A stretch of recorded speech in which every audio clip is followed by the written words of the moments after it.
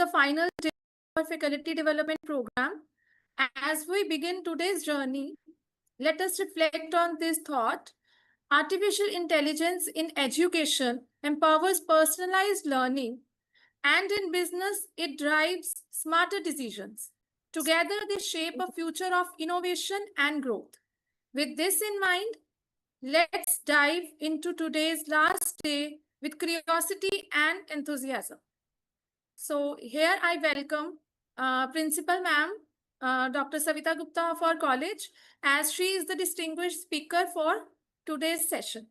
And Dr. Savita Gupta has 23 years of distinguished academic experience and a PhD in Information and Communication Technology. She previously served as professor and head of faculty development at Lovely Professionals University Human Resource Development Center. Her expertise spans educational technology, teacher education, e-learning, and inclusive education. With 65 plus research publications in indexed and numerous book chapters. She has mentored 5 doctoral researchers and 22 master's dissertation while coordinating over 100 faculty development programs and 30 corporate training initiatives. Dr. Gupta has national and international conferences, developed MOOCs for UGC channels, and received elite certificate from IIT Kharagpur. She holds copyrights, has managed ICSSR, AICTE projects, and received Best Paper Presentation Award at an international conference in Dubai. So welcome, ma'am. Thank you so much, Dr. Nisha ma'am. So I am very much feeling as I'm talking to august audience who are very much already interacting with me on daily basis, and thoroughly elated to that how I am going to start my journey with them of today's topic. The responsibility which is with me is to make them AI implementer. So AI tools for content creation and assessment in educational setting. I like to let you know the key takeaways of today's presentation. First, I want everyone to recognize the pulse of 21st century learners, because ultimately we are here to satisfy their needs. And for that, I ponder over redesigning the learning experience for our 21st century learners by using AI, that is content creation, and embrace AI embedded learner-centered assessment techniques. So here we go. So first I want to ask from all of you that you might had, assisted, and how we were, made our, and yourself also, your fathers and grandparents to grow. So every time they were helping you with their index finger. So could you please let me know in the chat box or unmute yourself so that I can know that how your parents were helping you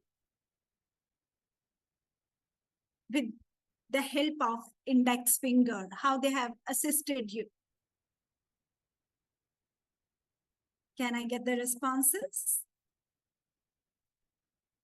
Someone, if they can, Swati, if you can unmute and let me know that how the grandparents and parents help you with your indexed finger. Latika, anyone can respond. How this index finger has helped every one of you when you were child, in your childhood.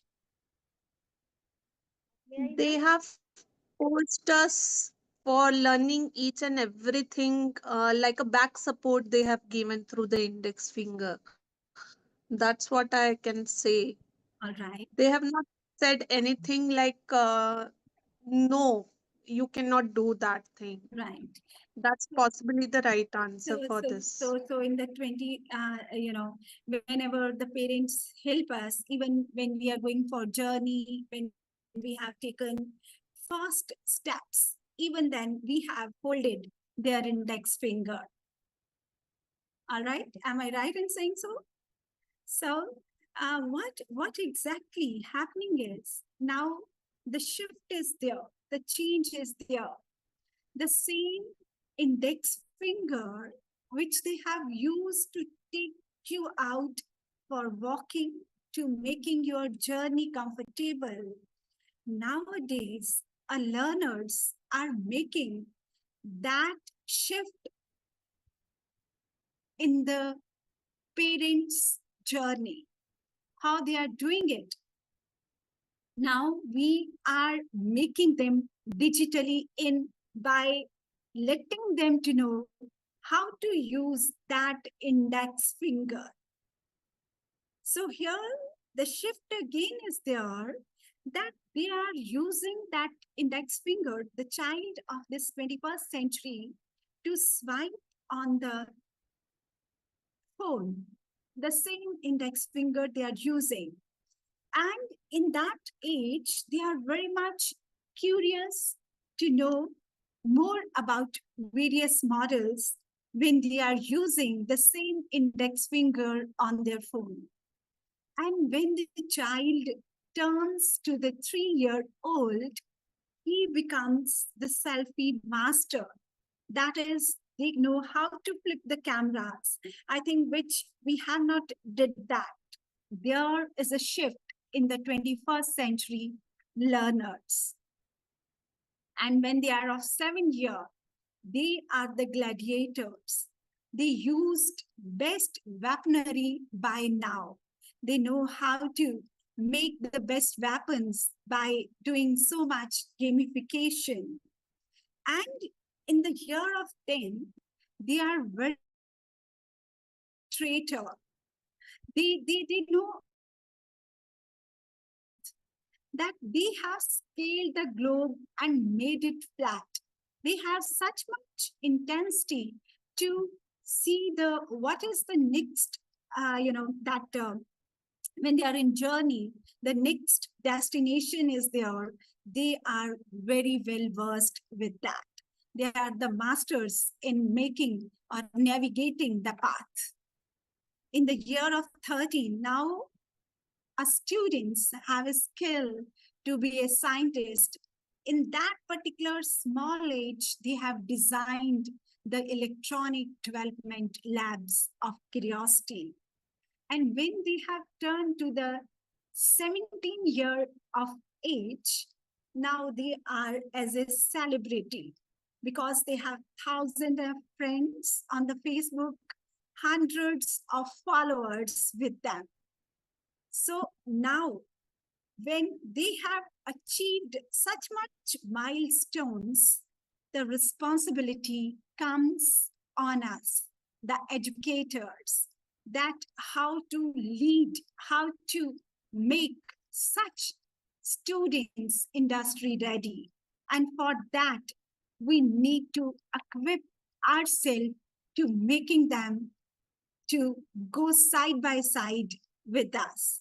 As now, the role of teacher is not like sage on the stage. They are the guide by my side. So whenever now they enter in the classroom, they even counter us with such type of question. If anyone could read it, I request anyone could read it, what the students are saying to us. Anyone can unmute and let me know. How can I trust your information when you are using such outdated technology? Very true. So they are not now want to have that type of traditional teaching which we have adopted earlier. Now they don't want to be get bored of education.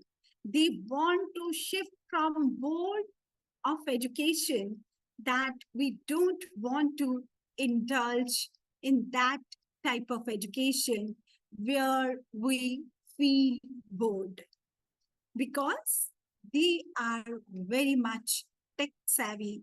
They have the technological skills. So no doubt, AI in education has key impact on the learning of the students, as research has indicated that there is the boost in the learning of the student. They score more than 15%. They have 80% positive impact when we use AI. There is the better 2 times grade completion in hires. They feel efficiency and workload reduction. They feel accessibility 24 into 7. And as we have learned earlier also, there is a change in the dropout rate. Even for the teachers, it is very much time saving. It is AI driven, can give feedback to the students and educators immediately. They can assist a student anywhere, anytime, help the teachers to become the learning motivators.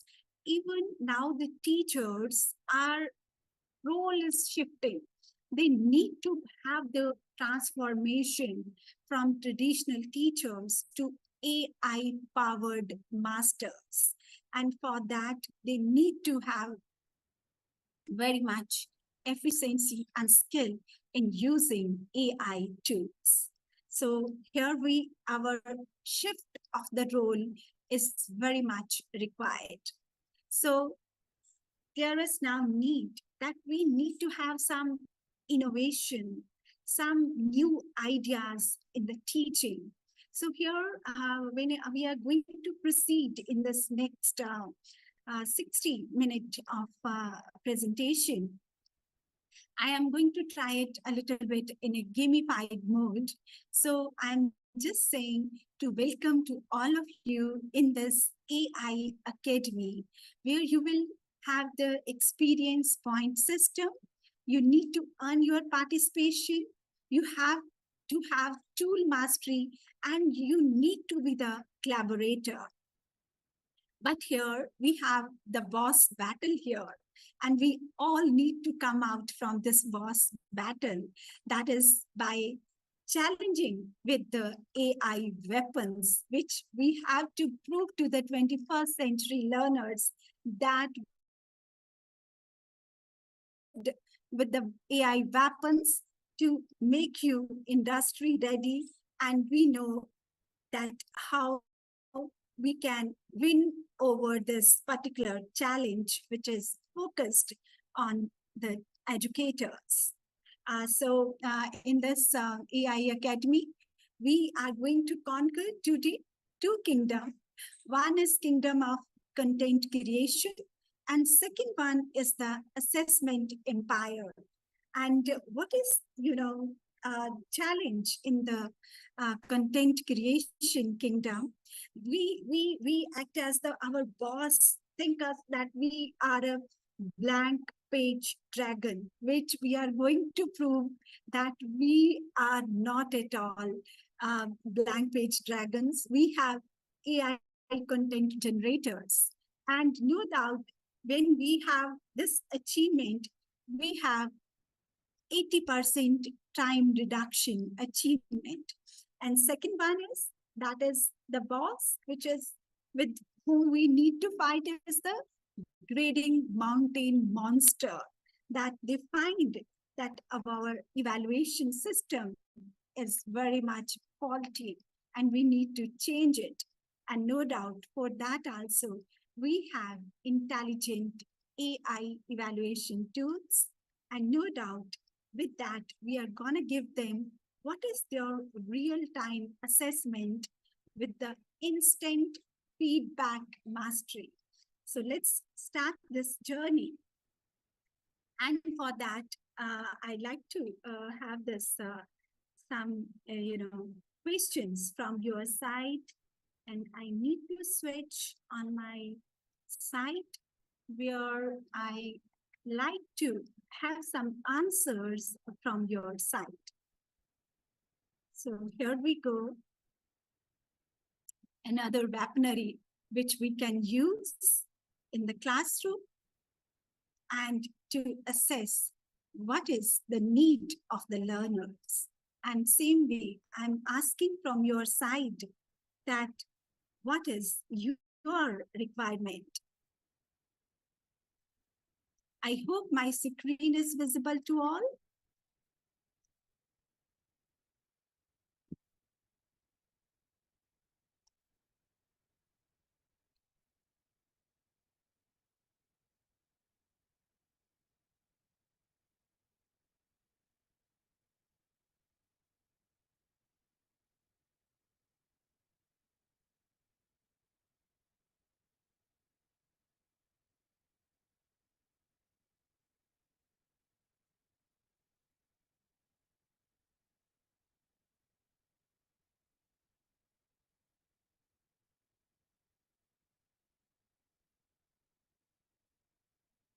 So here you can just, I'm showing you my screen so that you can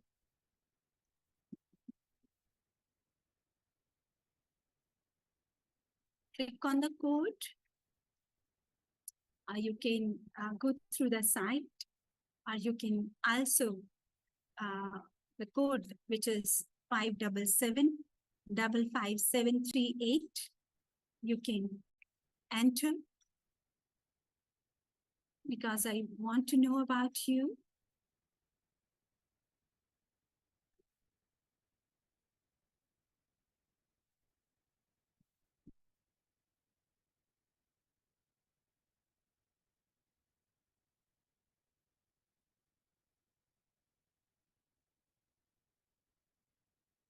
So please enter that code.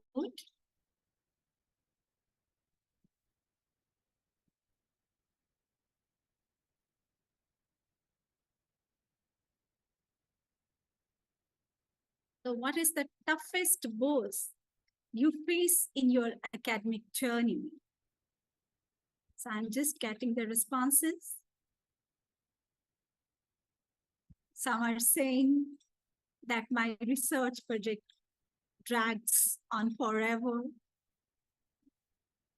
And some are saying that when they prepare lesson plans, they eat some endless hours.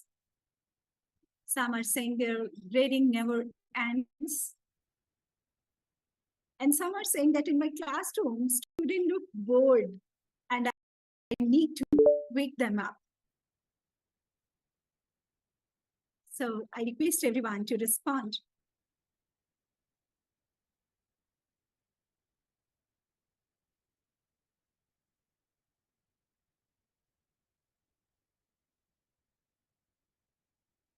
I think everyone is responding.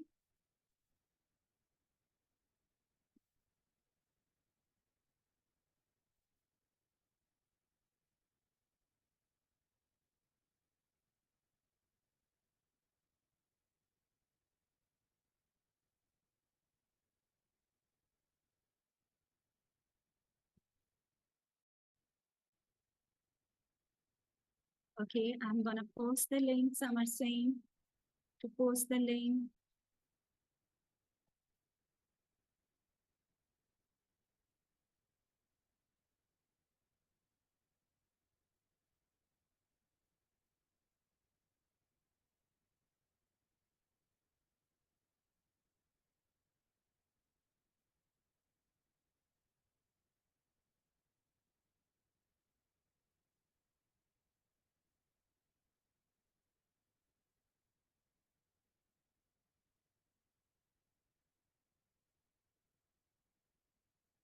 I hope my whole screen is visible to you.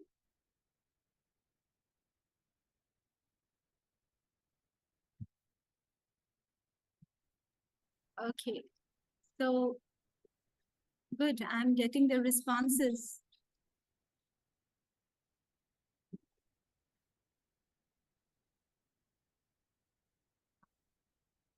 Okay, so another question is what are you on the AI adventure map? I just want to know from your side how you find yourself on AI adventure map. That AI sounds cool, but I'm still figuring out what is actually it does. I have heard ChatGPT testing the waters right now. I have experimented with a few of I tools. I'm already using AI to boost my teaching and research. I want your responses. So I'm getting the responses here. Some are saying they're already very much equipped. Some are saying we are still figuring out.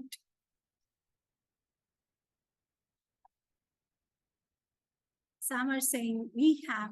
So I want everyone to respond so that I can recognize that at what level you are for the AI uses till now.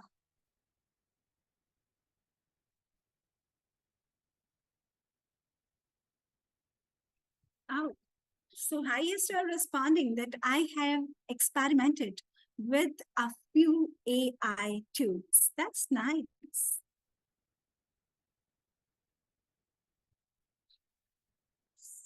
We are getting the responses. 28 says that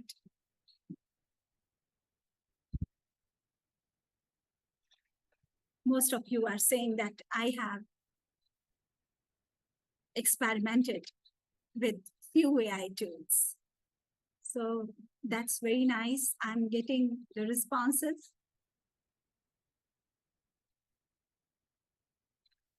Good. Some are saying I'm using next ChatGPT. Very good, very good. So you have no doubt dived into the AI world.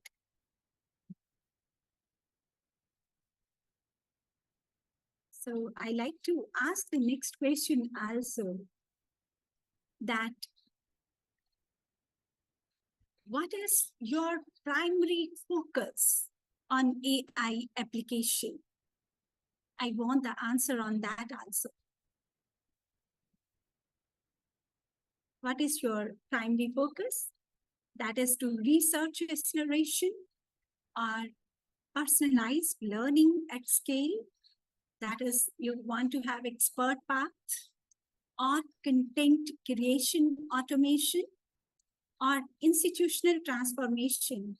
That is, you want to change the role as a leader.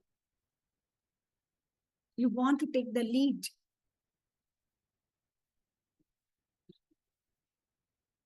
Very good. I'm just getting the responses. I request others to also please click on the link. Only 40 has joined it right now.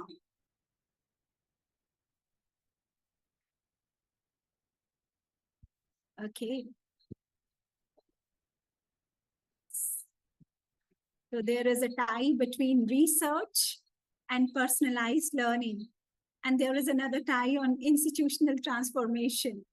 The numbers are, coming highest in expertise they want in the AI. That's wonderful.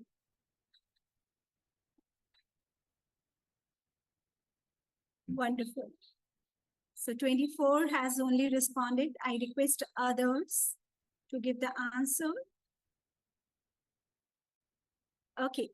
So I have your idea that basically you want to have your own content creation, automation, and you want to have expertise in that, AI uses. That's very nice.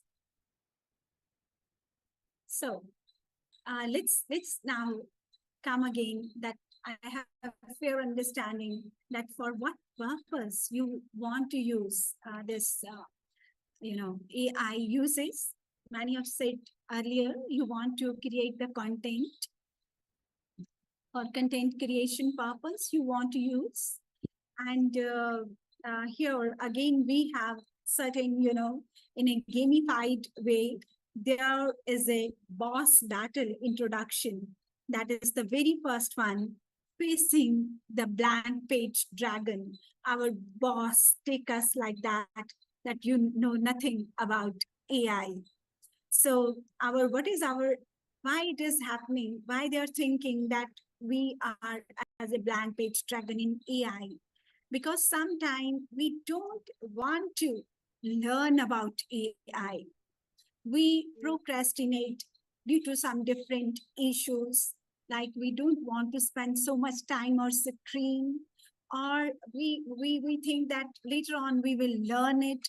We go on procrastination. And sometimes we have like writer's block, we have time drain, we think that it will kill our creativity. Sometimes we find that we have to, instead of feeding all the prompting, I can do it my own. Sometimes we have, thought that whatever I ask from that, my privacy will go, the data I don't want to give. These things comes to our mind.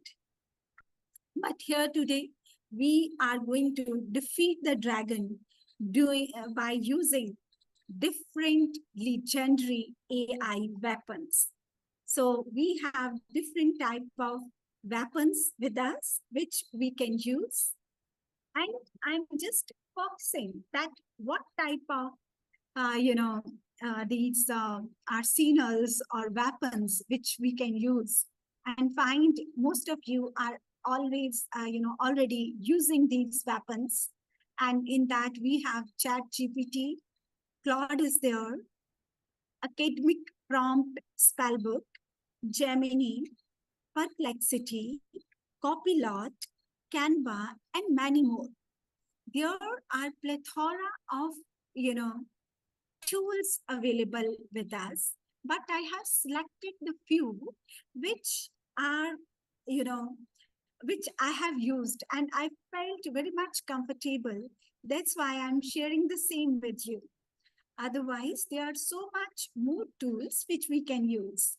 And when doing the analysis of all these tools, I have certain, uh, their features as a weapon stats I have taken of all these tools. If I talk about the first weapon, that is about Chat GPT. That weapon has a, power level. When I give the grading to it, it has 5 out of 5. And in our previous sessions also, we have got the commands, we have seen the commands, we have seen that how we need to prompt, we need to write the proper prompting or proper command we need to give them. As there is nowadays, there are certain courses on that we need to mention that what type and how the prompting is to be made to the AI tools. And as most of participants asking whether it is a free or we need to pay. No doubt, for there are some tools which are free and we can use them on trial basis. If you find that I need to have comfortable in using this tool and it is sufficing all my purpose, we can no doubt go for their subscription also. Otherwise, many of the features are also available on a free format.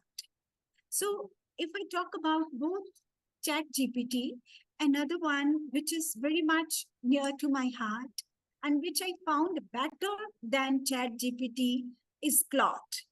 And this Claude is the same, their rating is the same, and it is also free. And no doubt, there we have, sometime there is a limit that we can ask up to particular limit questions. Like in Chat GPT, we have more, and in Claude, there is a limit of 40 questions we can ask. Then again, after some certain period of gap, we can again reuse the same. So there is the weapon stat with you.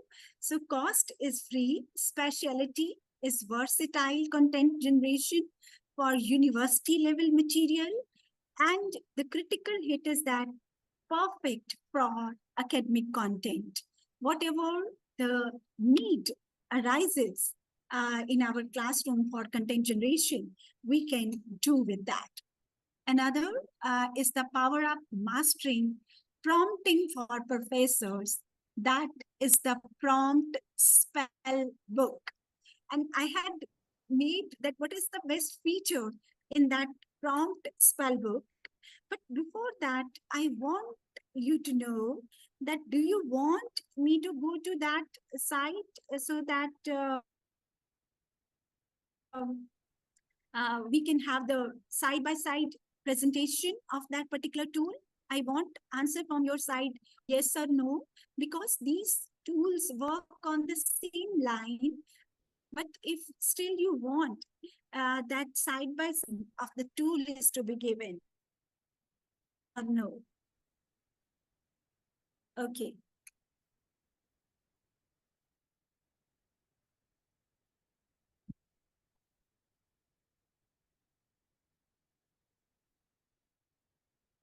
So because you are very well versed with the chat GPT, in the same way the Claude is there, Claude really works on the similar lines. And I had found this particular AI more professional, more in terms of getting the content academically apt. So even if we want to have the, from where this is rated, that we can also have from the plot. It really work on the same line.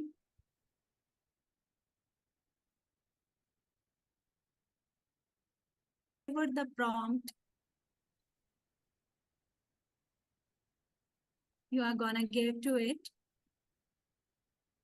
it will immediately respond in the same way. So you can have any prompt here. The designing of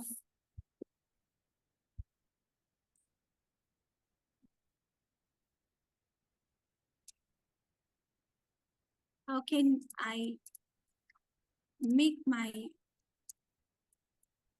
students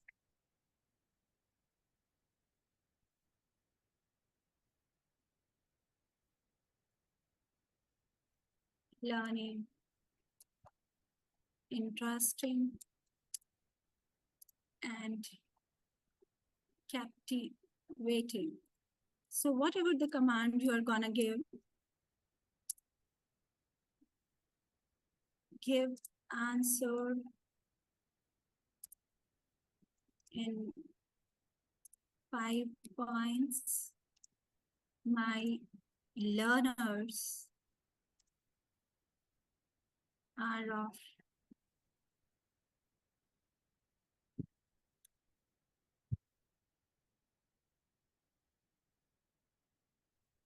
BCom first year. So whatever you are prompt you are writing, you need to be very specific about that. So use real world best examples, interactive learning through role playing, simulation. So many ideas are coming up. So whatever the best suit you, you adopt according to your learner's need. So there are another tool which I recommend to you is that the academic prompt spellbook. That is again, this particular tool is basically, I have given the features of that this tool. It is the clear framework for faculty. I just, researched about it and found that the context which is given in this spellbook are of academic level, what type of discipline codes, objectives you want to achieve, what should be the duration of the course which we want to do from this spellbook.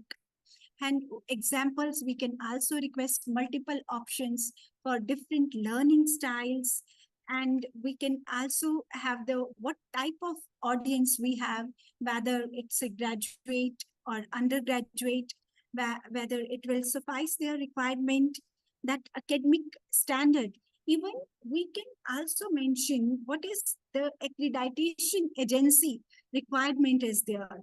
We can also feed and also prompt in that spell book to get the answers about the same.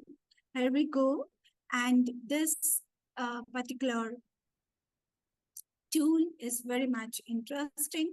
So making us to have the idea that for the faculty development, what type of course we need to do in this. We can have the search for whatever the background we are from. So that type of courses, it will also make us available for the educators so that we can learn from this spell book. So even there's so many courses, basically in these courses, all the detailing and how we can make our courses or the content or the topic according to our syllabus, they will match and they will generate the course content accordingly. So about management, if we want to have, so many courses will come up. For businesses there, for if we want to create docs, it can help us. We have here resources, and there are different courses. Like we can have the courses for beginner levels, if we want to have international courses, if we want to go for advanced courses, all courses are available. And more important thing that this particular spell book also certify the examination. So in that this courses, what type of courses are available, you can also view all courses.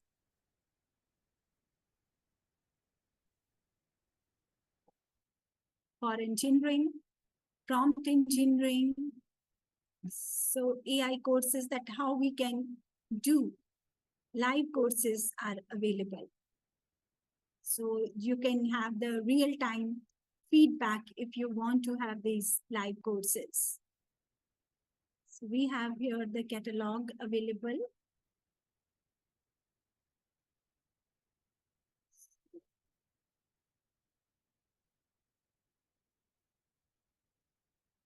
The aim is to just you give to the idea that for blog generation, for documents, for getting the resources and vocabulary, prompt hacking guide is also there. That what type of prompt I need to give to the particular tool, that guide is also available at this particular weapon tool we have. That is the prompt spell book.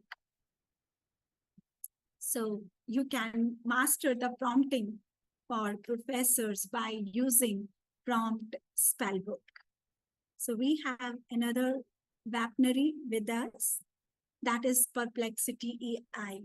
And I find this is the one of the best tool for researcher, because whatever you are doing the research, if we want to have the review of literature and you want to make that review of literature of particular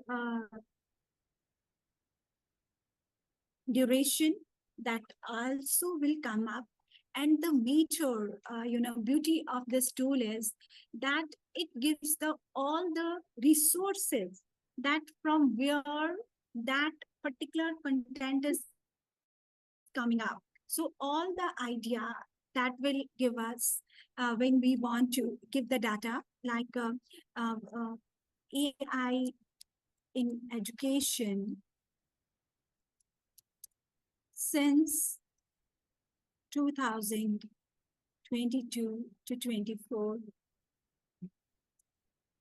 review of literature. So here we get the side by side all the resources from where the content is coming up. Here you just click on, here you find the data which it is taking. Like the first review is coming from content creation from 2025. Near you will see here the Springer. So from where that particular information is coming up, it will give to that site also that the data which you're gonna use, it is very much authentic to use. Here all the resources, you click on the sources, all the sources will come up that from which particular site the information is coming up. Like for artificial, next is from expert system with the application. Savita ma'am So, yes, ma'am. Ma'am slide show पे डाल दीजिए, वो सभी का message आ रहा है कि वो स्लाइड पे नहीं आ रहा है। नहीं, मेरा वो दूसरा परप्लेक्सिटी वाला विजिबल नहीं हो रहा स्लाइड पूरी, ये परप्लेक्सिटी में मुझे पूरी स्लाइड पे नहीं, स्लाइड शो पे डाल दीजिए। नहीं, दैट आई विल ऐड। अभी तो मैं दूसरी स्क्रीन आपको परप्लेक्सिटी वाली नजर आ रही है। Savita ma'am, yes ma'am. हाँ मैम, वो जो अकेडमिक के ऊपर स्लाइड शो है ना, टॉप बार पे देखिए ma'am, file in home insert design transition animation के बाजू में एक मैम स्लाइड शो दिख रहा होगा, वहां स्लाइड शो को क्लिक करेंगे तो फुल व्यू आ जाएगा मैम, आपका हाफ व्यू आ रहा है, साइड की भी मैंने वो स्लाइड दिख स्किप रही है। इसलिए करा था because now the right now the perplexity वाली साइट आपको दिख रही थी कि नहीं? मैं साइट पे मैम गई दिख थी। दिख रही है। दिख रही है मैम, दिख रही है। Right right right. So what you are नहीं सेइंग? मैम, वो नहीं दिख नहीं, वो जब नहीं मैं दिख आपको रही। डेमो दे रही थी परप्लेक्सिटी वाली, it was visible.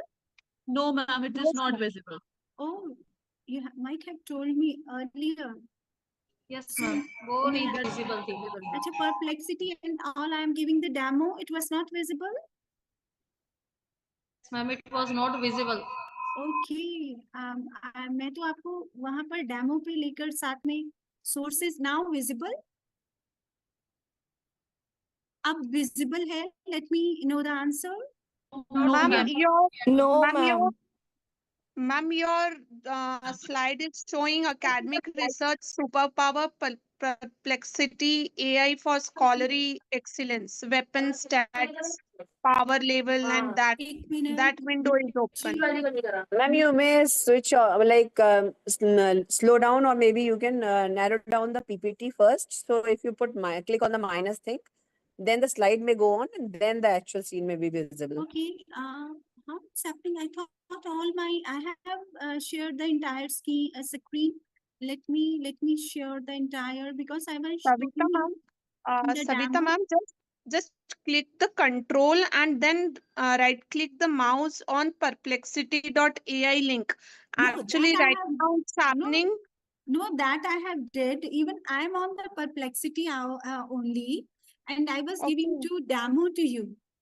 So No, abhi, no, it's not visible, ma'am. okay. I'm just giving you the screenshot on the group which we are able to see. Just 1 second. Wait a moment. Wait a moment. Here is the share option. So optimize. I'm taking to that. I shared on the Atal FDP group, ma'am, the screenshot of the image which we are able to see on the screen. Okay. अभी कुछ भी मैं जैसे WhatsApp पे गई हूँ. Yes, ma'am. Now WhatsApp is available. Means seen. Okay, Dr. Rajesh okay, Verma, sir. that's better. I just want to know right now the perplexity is coming up. No, ma'am. Oh, how it's happening?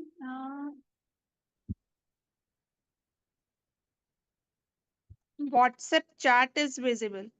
अच्छा जी.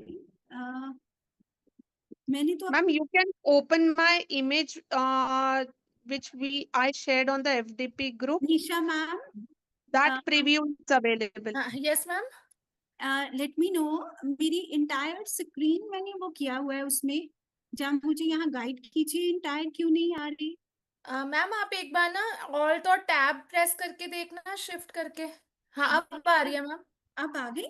हाँ जी। अब entire मैं तो जिस पे भी जा रही हूँ, जो भी डेमो दे रही थी now मैम इसमें आपके लिंक आ रहे हैं AI इन एजुकेशन सिंस 2022-24 यही वाला खुला हुआ है? yes yes yes yes हाँ, yes बस ठीक है मैम, अब आ रही ये है। मैं जो डेमो दे रही थी it was not visible. No ma'am, now it is visible. Okay, I'm so sorry for that because I have given you demo on the spell book also and on Claude. It means that was not visible to you. we ये were Claude we भी were able to see your PPT only। अब Claude आया है कि नहीं? हाँ जी Claude, ma'am, अब आ गया है, क्लॉड आ गया है। prompt engineering, Yes, AI in हाँ education. जी, अब विजिबल है मैम। अब सारे visible हैं. हाँ जी ma'am. So you might have told me earlier. Okay, मैं तो अपने flow में I was thinking कि मेरी पूरी screen आपको नजर आ रही है. It's okay. So what I was talking about was perplexity, and I was letting you know that here we have here whatever the review of literature. This is the best tool which we can use for whatever for making the objectives, for making hypothesis, synopsis, even what type of figures we want to generate. For our research purposes, like on the sometime when we are doing the bibliometric analysis, the data which is at the VOS viewer is not very much clear. We can get the clarity with help of this. So the beauty of this particular site is that when we want to have ROL of any topic, it will give you all the details with the references. ROL on gamification from 23 to 25.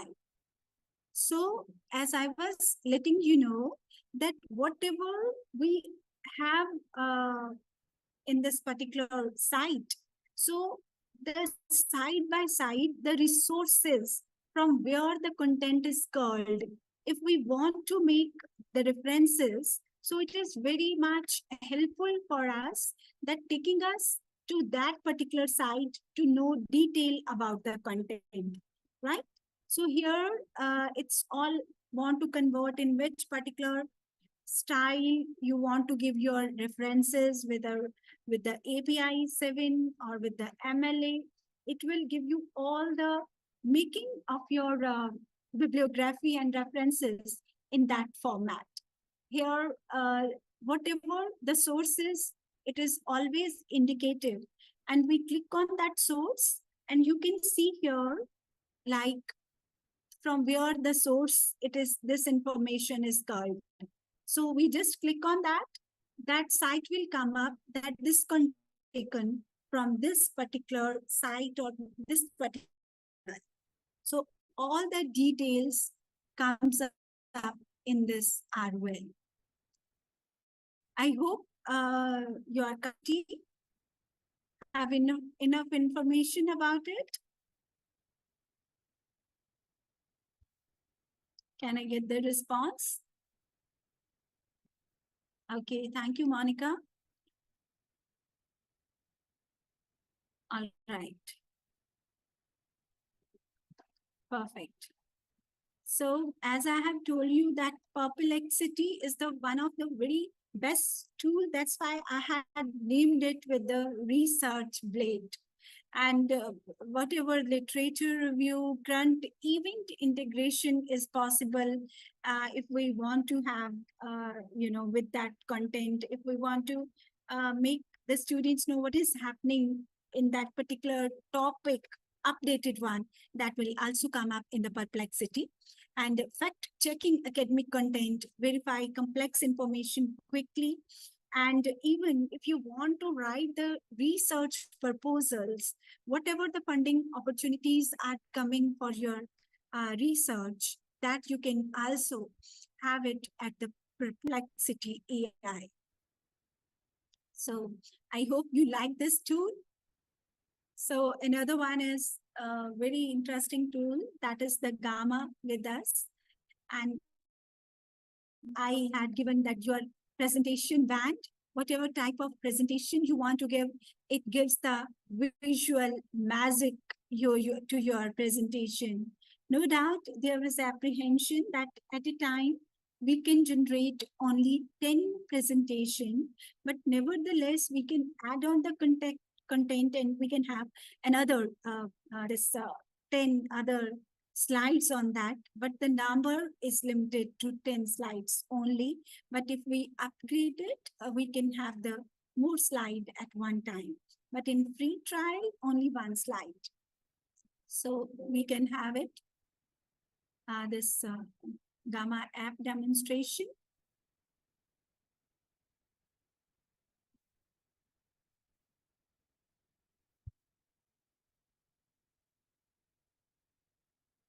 It's coming up.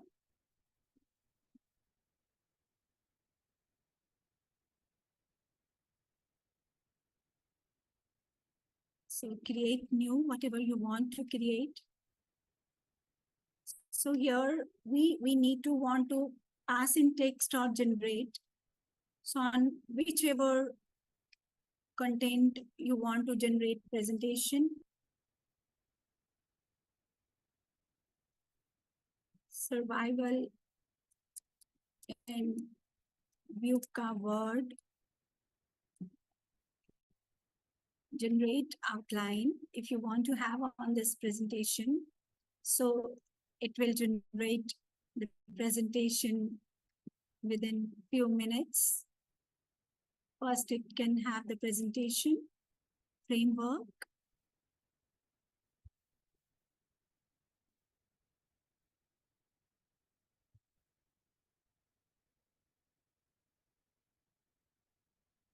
So you just define the 10 cards only. So outline is ready with us.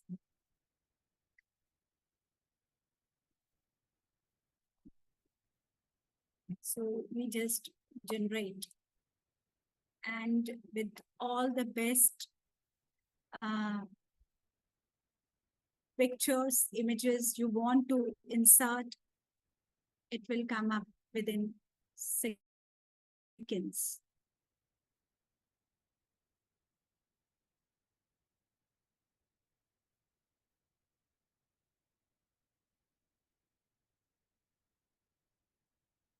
So you can download it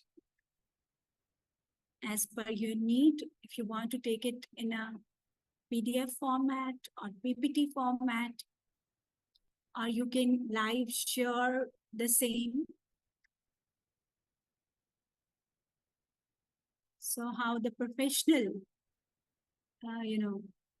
presentation will come up with this Gamma.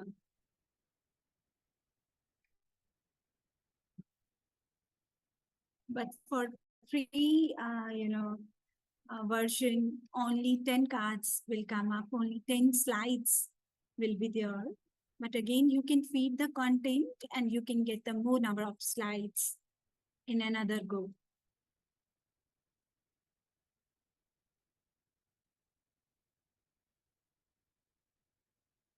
So we can download the same.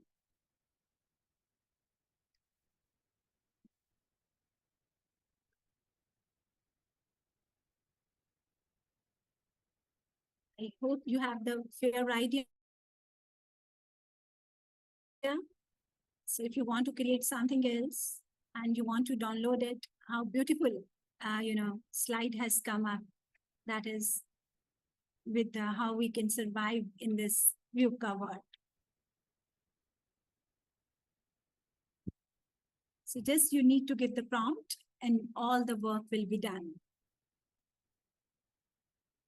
So we have now another weapon with us. So let's see what is coming up. That is Copilot. That is our productivity guardian. And this particular weapon is I have given it Vaningam for work because it has the integration with the Microsoft. And again, its rating is 4 out of 5. It's free tier. And if we want to have a subscription, it's $20 per month. It can draft emails, summarize the whatever the minutes of meeting. So even if you want to do the analysis on the Excel, it will do that. Even the PowerPoint designs will come up from this. If you want to summarize some reports, you can do with that. So if everyone is thinking that you want to boost your productivity with the real-time AI assistant, I must let you know that the Copilot is the best for that. So if we click on that, so we can see here that how Copilot is assisting to the teachers in all this content generation.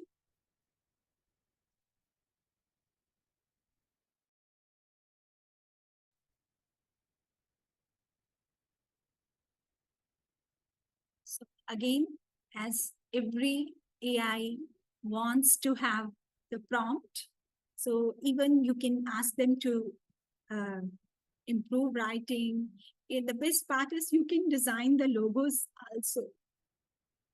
So here, design logo for my website on Stay Fit.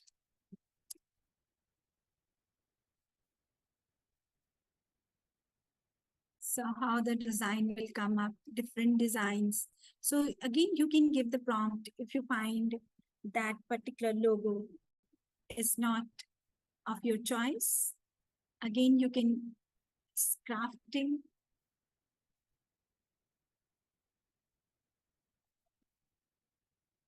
Might take 1 or 2 minutes. So we have the logo for my website, which I'm gonna launch, that is on Stay Fit.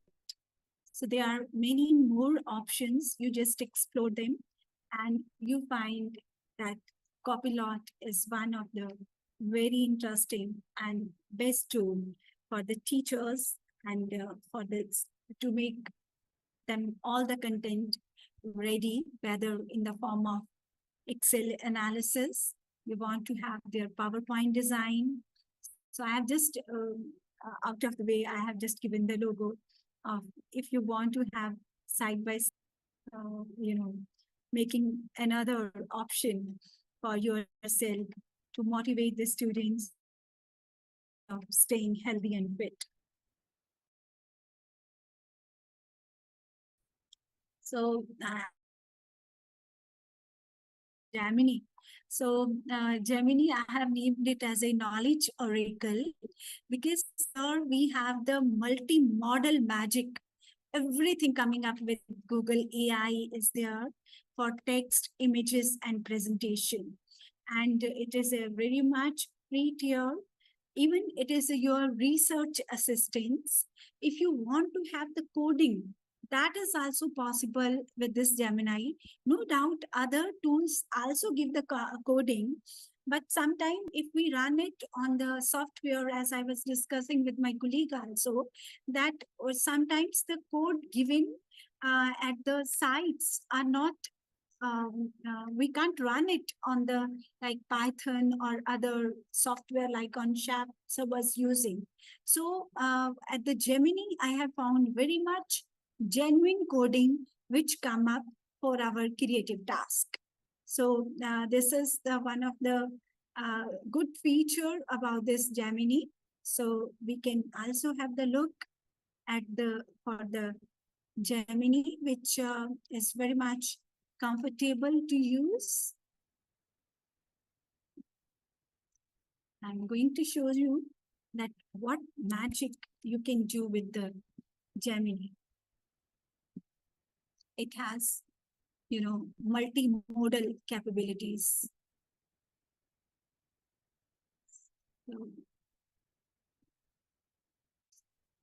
So much we can do with the Gemini. And no doubt it is a free for students. So what the task Gemini do? So image generation, even you can generate the videos of yours. If you want to generate the video with the VEO3, so that is also possible to make the content very much interesting. As we already know that when we teach something with our more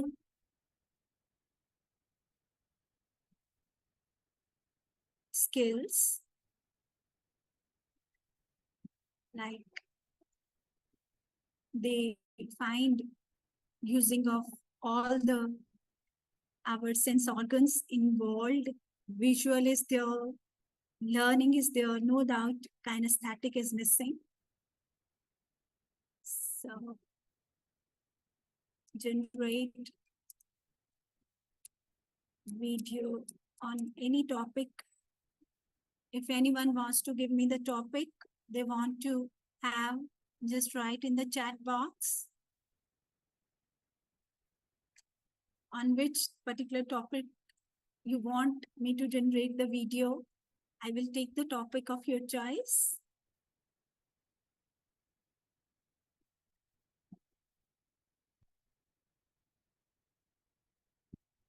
Okay, you don't want to give right now.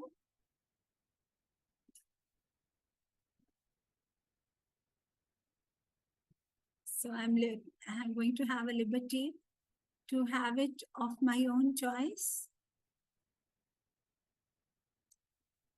on AI uses in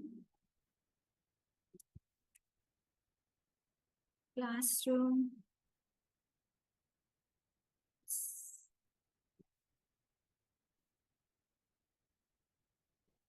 So that video will come up. So you can have the generation of image.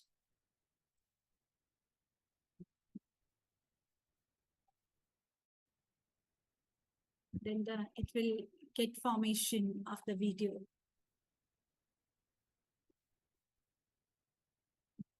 The script, even you can write here. You can record the script in your own voice. You can use your own voice for generating the video.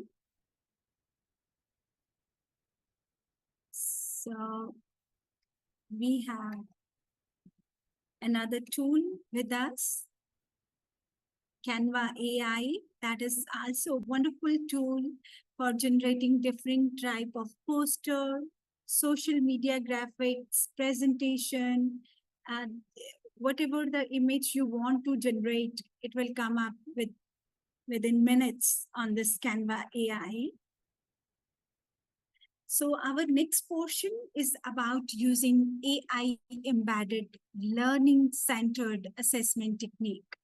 So we have conquered one kingdom that we have so many tools available with us. I have given you a few which I have used it and I'm very much comfortable in using that tool. But just seeing the paucity of time, that full demo we have not taken up. So here the I-embedded learner-centered assessment technique is very much important because first, let me know, here is a quick quiz for you. By using these letters, guess the 8-letter word from these 4 pictures using given letters. What will be the answer? What is your answer? Quiz for me. Guess the 8-letter word from 4 pictures using given letter.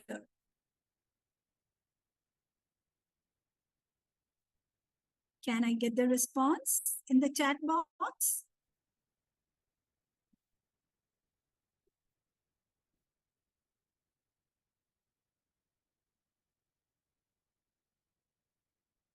What is the answer? Guess the 8-letter word from 4 picture using given letter. Ma'am, please keep the full screen mode because we're not able to see the lower Right. downwards letters. Right. It's 8-letter word.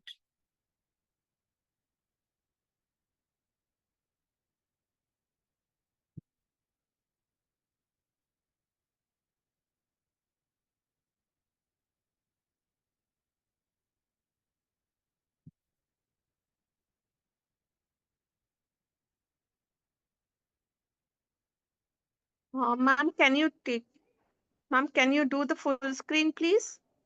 Definitely. I'm just.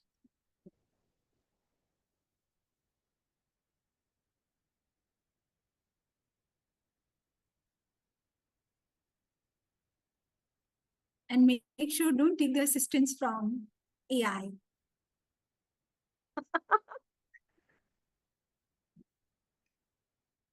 That's why I have generated that type of question. So I'm just curious to know if anyone has answered. No, I said, Nisha ma'am, it's 8-letter word pertaining to the examination and evaluation assessment only. Okay, ma'am. Performance is not of 8-letter.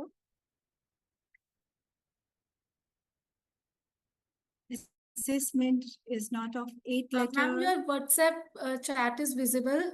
The full screen mode is not visible of. Okay. Yes.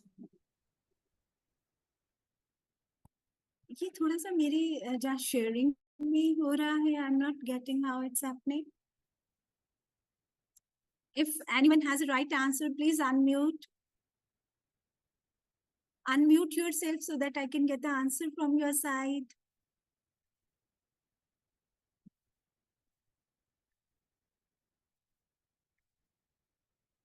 So time is skipping. Should I disclose the answer?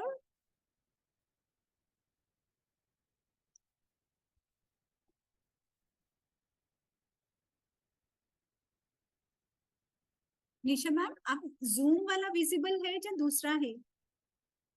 It's not evaluation. It's not accurate. Ma'am अभी आपका WhatsApp sorry power point का जो main जिसमें हम changes करते हैं ना वो वाला व्यू विजिबल है. Ma'am, mathematics. No, I said it's pertaining to evaluation assessment. Nisha ma'am, let me know if I have shared the full screen, even that. No, it's ma'am, full screen is again not visible. ये कैसे चला गया? मैंने देखी. I have just clicked on screen, entire, then share. Now, No. now entire screen or my that screen is visible. Now entire screen is visible, ma'am. Right, right. Thank you so much. So I think the time is skipping. I'm not gonna take that much time. The right answer is evaluate. It's pertaining to evaluate. That's how we evaluate the Sukriti student. ma'am told evaluate. Okay, that's very nice. The 10 points goes to Sukriti ma'am, 10 out of 10, because it was not visible at my end right now. So bravo and clap for Sukriti ma'am. So next, I like to tell you that the evaluation of our system is very much faulty. Even gone are the days when the students were always asking why Nisha is scoring more marks than Sukriti and why Sukriti's that much evaluation has given this marks. So there was the days. Could you please read someone what is written here? The caricature, what it wants to say. Anyone unmuted your microphone and let me know what is written here. Class, who can tell me what I have preserved in this jar? No, it's not a pig or a baby cow. It's the last student who got caught cheating on one of my tests. So, so that was the earlier scenario which is presented through this caricature. So it was happening like that, and many of us also have the that phobia that via AI, our many of the skills like critical thinking, problem solving, all will be taken off by the AI. But I feel whatever the earlier practices are going on, it will be revolutionized and changed with the help of AI. Let me let you know the story, what was happening earlier. There was, forest. In that forest, there was a king. Always obvious, it's lion, the king of the forest, and he just wanted to know from the all the creatures that how the human beings are progressing so much, but we are again not progressing. So what is the reason behind it? So there was an old sparrow. He told to the king, sir, they have the schools, that's they have the learning institutions, that's why they are progressing that much. He said, okay, this is the case, let's begin our own school. And he ordered all the creatures to have that type of school in the forest also. So the admission process started. All the creatures got registered. Elephant, whale, tiger, monkey, sparrow, every creature, whether the birds or you talk about the that big creatures, all came for admission. Then the king, again, the headmaster of the school, principal of the school, he said, I will take the first session, first class.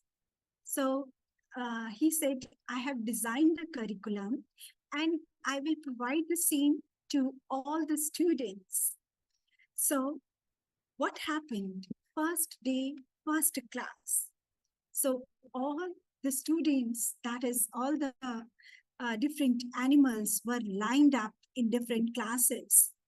So he came to the class and asked a very small sparrow, hey sparrow, I ask you to crawl in my class. Sparrow said, sir, I have too good skill of flying.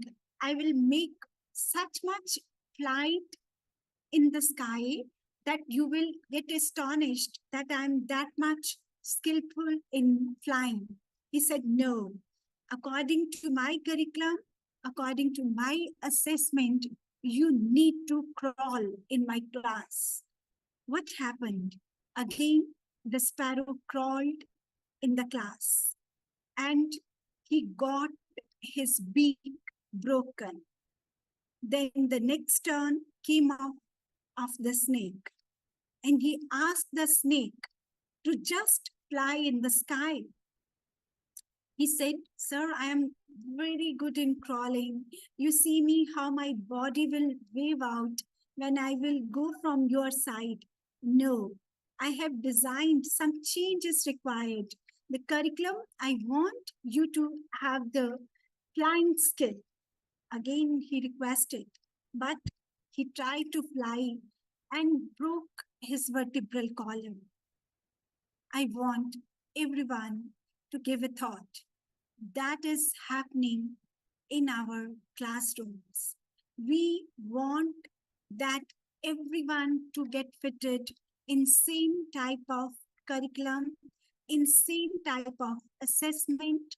We are not recognizing the needs of the learner.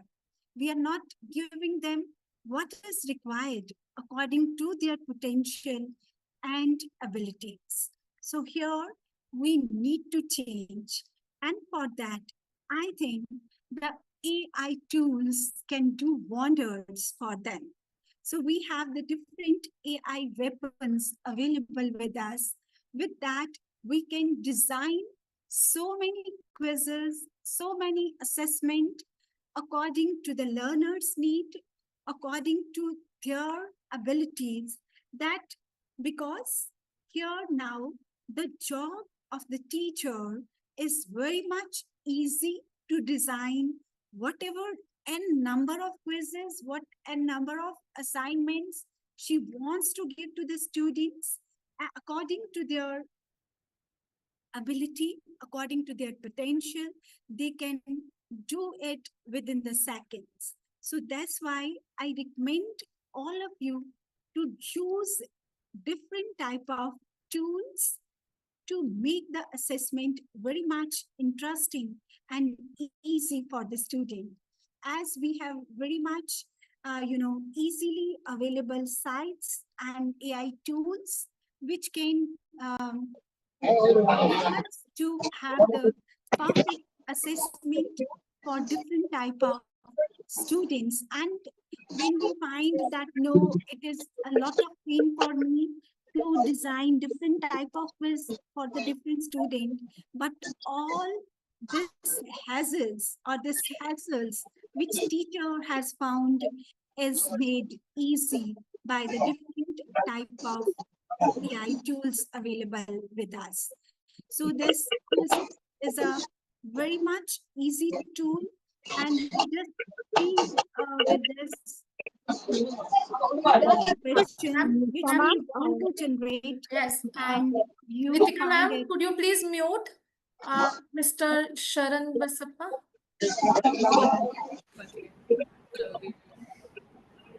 So we have the site quiz.com, and since It's not muted, ma'am. here Nisha it's ma'am, please mute Sharna Basappa Nula. Yes, I am so doing it's that. a very easy. Nitika ma'am, kindly do. Yes, ma'am. Done from my side. Okay, okay. I think Savita ma'am has also gone to mute.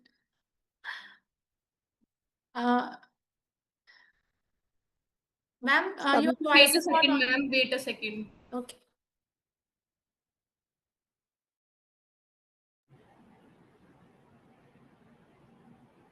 I have unmuted. So we can generate here the quizzes. Even this site has the already embedded quizzes also.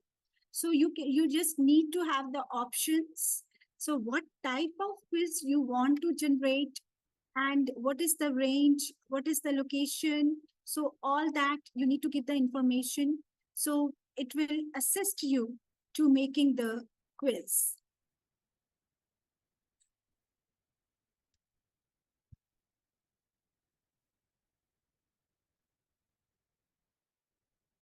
So here we have create quiz. One correct answer, what type of quiz you want to generate, all the required options you need to feed, and everything will come up. Here we can have add slide. If you want to change checkbox in your question, it will come up. So it's very easy, user-friendly site. So all the recording, how many students has attempted this question, how many were wrong, all the report will be coming up in this particular site. Even we can feed the questions via voice also. There is the option.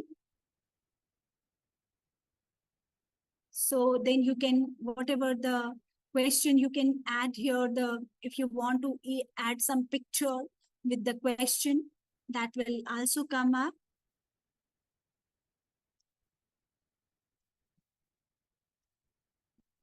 So if you want to add some picture in the question, you can add it.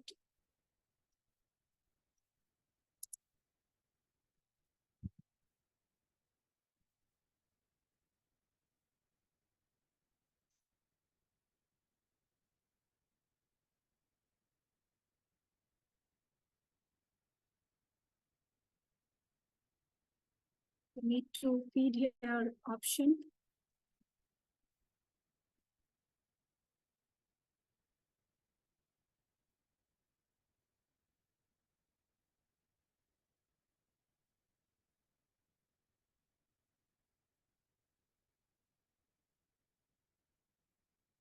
So there is the very much free trial available. So you can generate the questions with quizzes. It's a very easy to have the generation of questions. So you can preview. I have not made in detail due to paucity of time. I think my time is So you just post it yes or no, and the student will ask the same. Answer it no or yes, and the submission of the same is there. Yes. So it will generate a code on which all the students have to click. And it also gives the promption if your answer is right or wrong, how much time is taken. So all the details come in this quizzes site. Another one, other tool, it's a very much similar to quizzes, is the Kahoot is also there. I think on that we have also worked.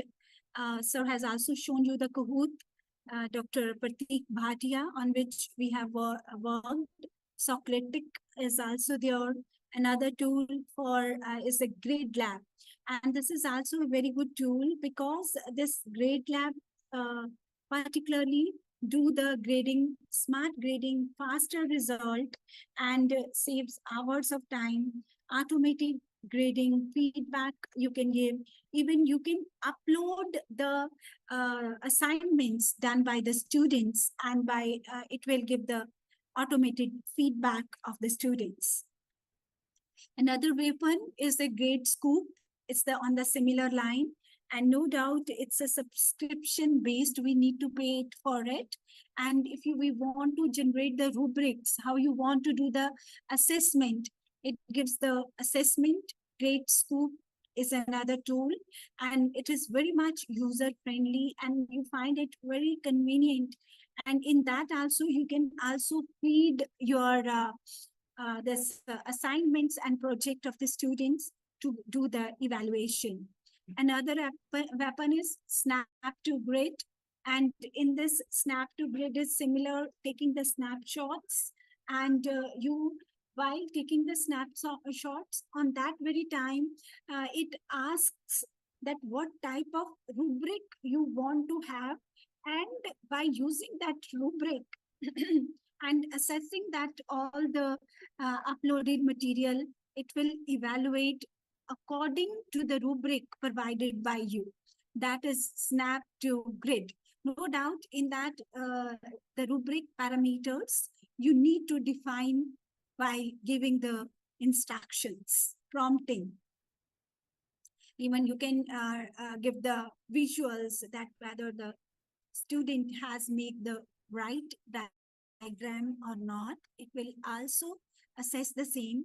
But again, for the visuals diagram also, you need to give the parameters on which the evaluation is to be done.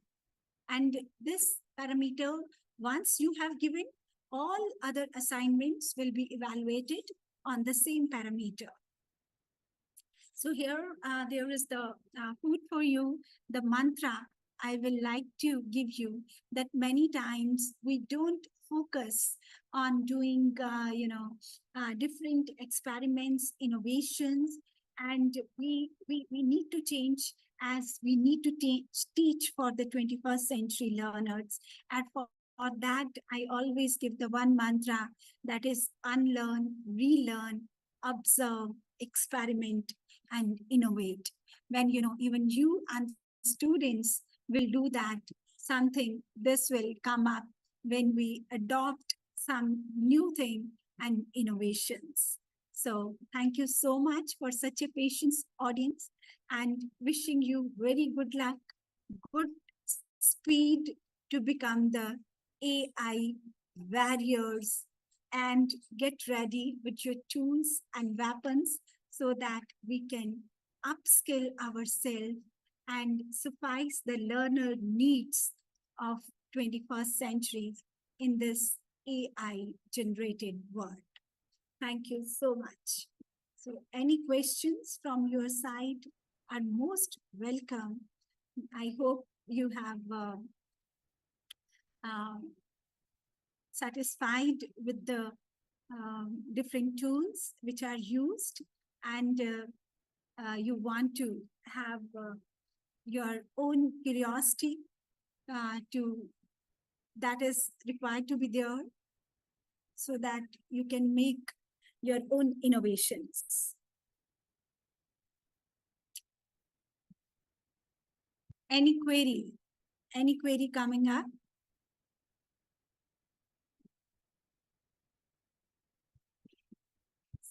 So I think all the participants are finding that they are ready in this AI generated word to work. So there are no more questions coming up. Over to you, Nisha ma'am. Thank you Can so we much. have one click also Yes, ma'am. to see them on board? Ma'am, could you please stop sharing your screen? Otherwise, it is not Okay. visible. All All right. the participants are not visible. All right.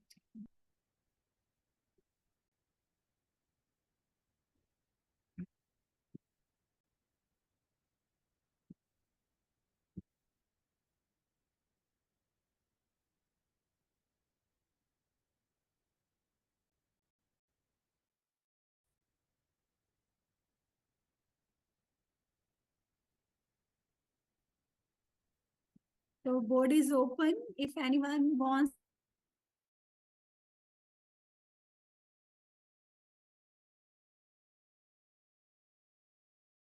to get the observation, say something.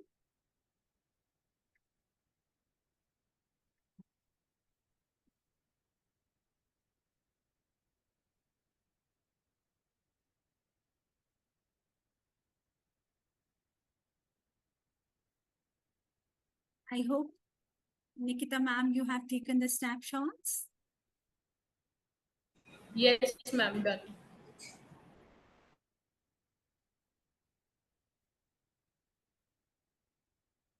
This insightful and interactive session. Thank you, ma'am.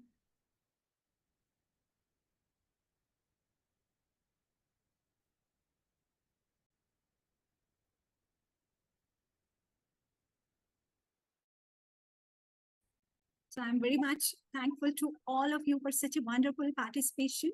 So I am full of gratitude for such a good audience, because the learning is never one way. It should come from the participants also. So I can, from the chat box, I can see that how you have participated. Thank you so much for such a wonderful audience. Thank you so much. Thank you, ma'am. So we have another session of yours right now. Yes, ma'am. Okay. So could you, you have shared your profile with me. Pardon, ma'am? I want your profile to be shared with me. Yes, ma'am. My PPT, ma'am? Your profile. Okay, profile. Oh, ma'am. Chalo, I'll speak for myself only. Otherwise, I will be on behalf of yours. Yes. Ma'am, actually, I haven't shared it with you, so I'll speak it myself. Right. So please have your elaborative introduction so that participants should know that how you're, progressed in your academic endeavor. Sure, ma'am. So, I am Nisha Arora, working as head of the Department of Computer Science and Application Department in ST College, Hoshiarpur. Prior to it, I have worked in BBK DAV College, Amritsar, and then Government College, Hoshiarpur for 8 years. And I have joined this college in 2016. And right now I am pursuing PhD in computers only from Guru Nanak Dev University, Amritsar. Okay, so should I start now, ma'am? Sure, Ji, sure. Yeah, The I'm board going to is yours. share my Platform is screen. yours. Yes, thank you so much, ma'am.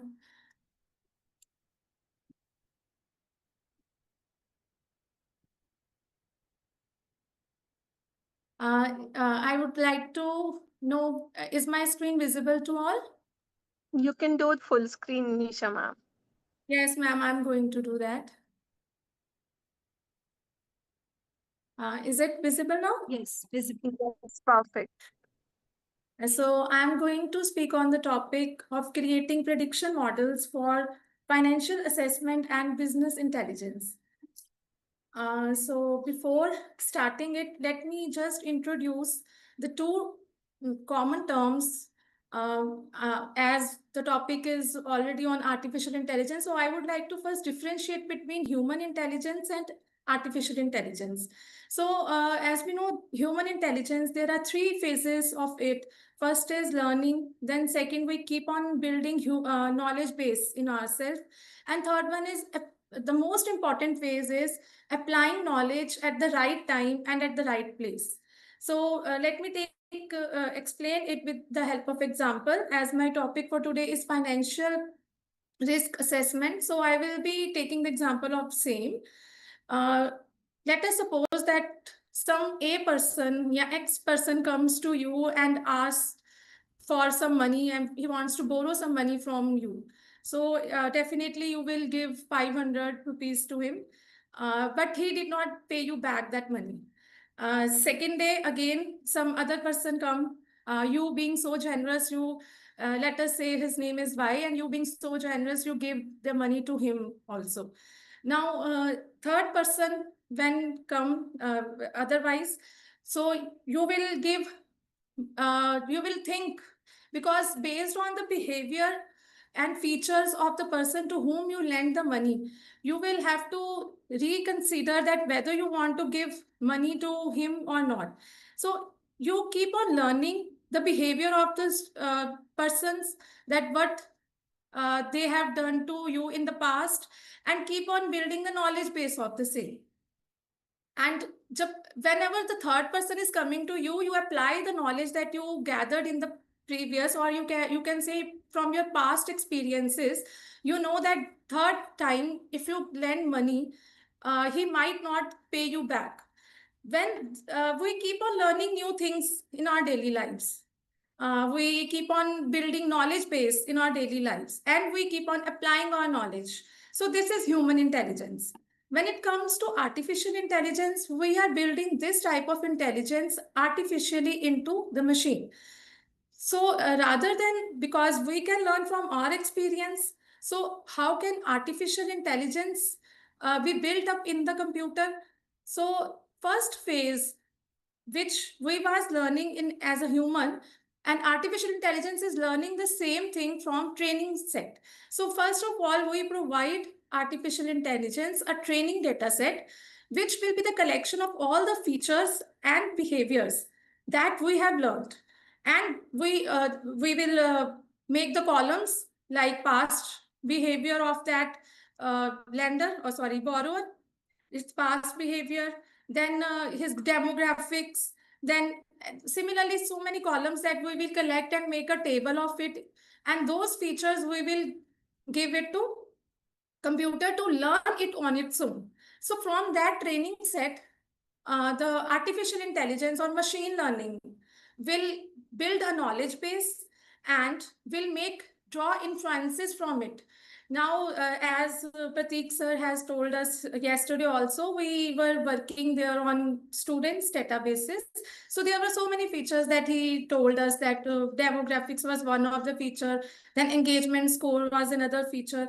So similarly, when we want machine to learn by itself, we will have to make a table of it and make the columns in it, so that computer can learn from these columns and learn to classify the uh, person to bad or good, or to bad debtor or good debtor, or to pass or fail. So let us take another example. We will take an example of weather forecast. As a human, how do we forecast? Could anyone share me the response in the chat box? How do we forecast as a human?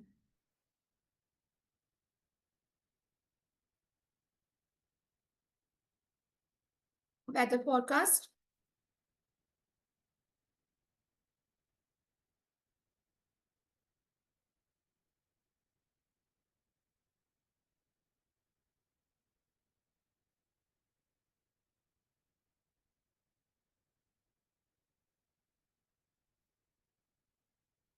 I think chats are not, yes.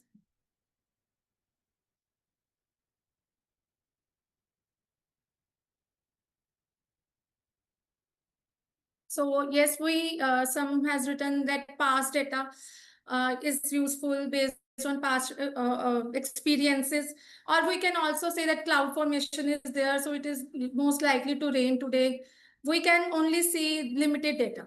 But when it comes to artificial intelligence, it has a lot more, many features will be incorporated in it, such as uh, such as flow of air, then monsoon, direction of monsoon, and cloud formation, humidity. So much features will be incorporated into it, so that it can make inferences and draw conclusions based on that. Let us now move on to the topic of credit risk assessment. Is it visible? Next screen. Yeah, Yes. ma'am, it's kind of observation, na? While we are observing the Yeah, we cloud observe formation and also. yes, ma'am, we observe and then we become intelligent based on those observation only. So we are building that type of observation into the machine learning. If we are making that machine intelligent, so how will it make conclusions, or how can it reach to some inference? It is based on the data that we feed only. Based on the data, we feed so many columns into it, and it makes some inferences. Those inferences will not be known to us, because it is a machine learning and it works on black box basis. We don't know how it is making conclusions, or why the AI has said that this particular debtor will turn out to be a bad debtor. We don't know, because it is all in the machines, in the algorithms. How is it working? We don't know. But we are making machines intelligent. Machines are becoming intelligent. They are able to make the decision. They are able to draw conclusions. Yes, we have a very limited observations. Our observations are different from others, but machines observations are very fast, because it can gather large amount of data. It can gather millions or trillions of columns also, and rows also, and based on which it draws some conclusions of that particular person will become bad debtor or good debtor. I have a question for this. Can any of the machine learning techniques be implemented in determining the water level of the when in the summer the water level actually goes down? So can we predict that from saving the water mainly? Because sometimes what happens, misuse of water happens in the summer season and we are not aware. Sometimes it can be observed that the same water capacity is being like जो आप बोल रहे हैं टंकी जो है वो भर जाती है 5-6 मिनट में, वो 1-1 घंटे में भरती है समर टाइम में। तो क्या ऐसा कोई प्रोग्राम बन सकता है जिससे हमें पहले से ही पता चल जाए कि वाटर लेवल जो है वो बहुत डाउन होने वाला है? यस मैम, मुझे लगता है ऐसे कि बहुत सारे प्रोग्राम्स ऑलरेडी बन चुके होंगे एआई के बेस पर, क्योंकि इसमें भी ओके। बहुत सारे जैसे फीचर्स जो यूज होते हैं, like rainfall is main factor, कि हाउ मच रेनफॉल हुई है, तो उसके अकॉर्डिंग हम अपनी वाटर लेवल डिसाइड कर सकते हैं। आजकल तो इवन जो क्रॉप मैनेजमेंट है, क्रॉप डिजीज कितना लग सकता है, किसको लग सकता है, ये सब चीजें एआई बेस्ड ऑलरेडी वर्किंग में है। ओके। तो हमें बस we only have to decide what features we want to incorporate, so that computer is able to make some decisions based on that, so that computer is able to draw inferences or conclusions from that. Okay. Otherwise, the working of machine learning, although it is a very big term we hear, but its working is very simple. We have only to apply one formula. Like yesterday also, Pratik sir has demonstrated us that we simply applied random forest formula. It's working, how it is working, or logistic regression he used. But how it is working at the background, it is not known. Or what conclusions, how it concluded that a particular student will pass or fail, it is actually not known from them. But based on only the parameters that we passed or features that we passed, it is able to take the decisions on them. Okay, Nisha ma'am, thank you. So moving on to the topic, in financial services, this scientist which I have demonstrated, he let me first introduce him.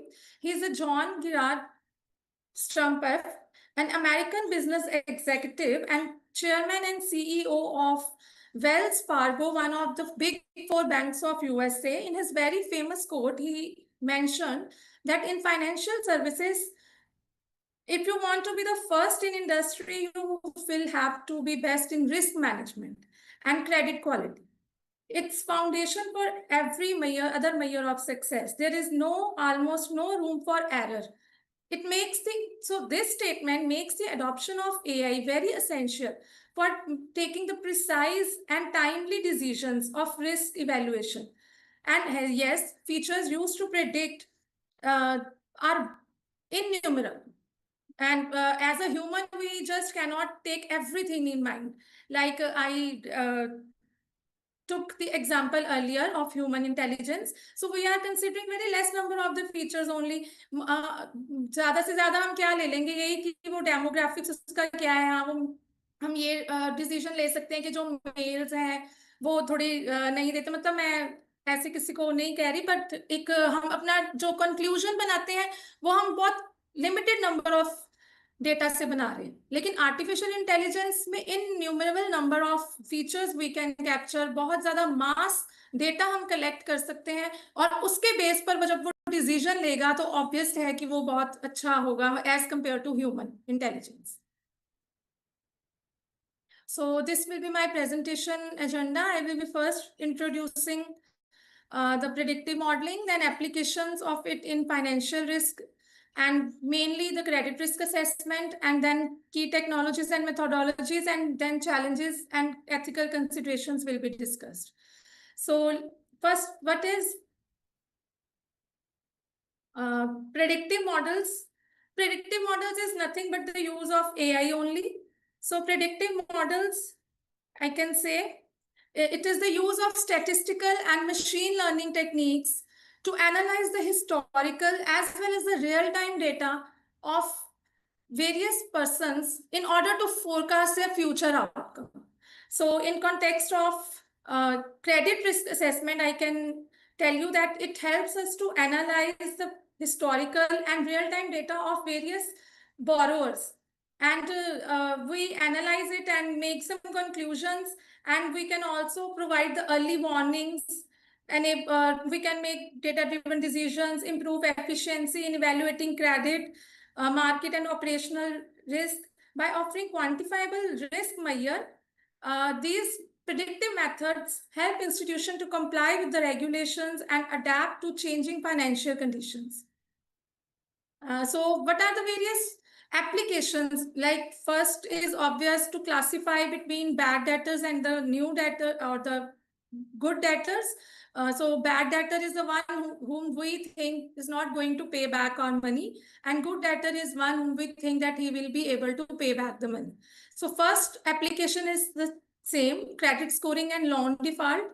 We can have we can again build a data set, and many features will be incorporated in, and computer based on those features will take a decision whether a particular person will come out to be a true debtor, bad debtor, or a good debtor. Similarly, next, there are some other applications also, like second one is fraud detection systems. So what is fraud detection system? It is able to identify anomalous transactions in the real time. Like if some person who otherwise don't spend much, but from his account a large amount of money is deducted, so it can be a symptom of a fraud. Or we can also say a person who is anomalously spending in a real time, it can help us to prevent him from various type of financial losses. Then next is market volatility and forecasting. This is all about predicting fluctuations in financial markets to guide investment strategies. We can make the investment strategies according to the fluctuations in finance. For example, during COVID, various investment strategies were built up in order to help to identify whether a person will be able to pay back or not. So these are also another applications of financial risk assessment. These are also some more applications of business intelligence in case of financial risk assessment only. So like forecasting purchasing pattern. If we forecast a purchasing pattern of a customer, then we will be able to give him personalized advice on what type of products he can purchase, or we can identify the market share of what type of purchases are being made by users. Then sales and demand forecasting. So there are innumerable number of applications where we can use this business intelligence in the form of artificial intelligence. So next is the evolution of credit risk assessment. So there are basically two kinds of credit risk methodology. First one being traditional and the other one being modern approaches. So during the traditional method, means we are not using artificial intelligence in it. So traditional credit risk assessment relies on limited financial data, as I have already told about it. We use very limited data in it, and rule-based models are used, manual processes are used. So it lowers and it makes less adaptable. But however, on the other hand, modern approaches, they are AI driven and they use diverse data sources, advanced algorithms, and real-time analysis to deliver more accurate, scalable, and adaptive risk predictions.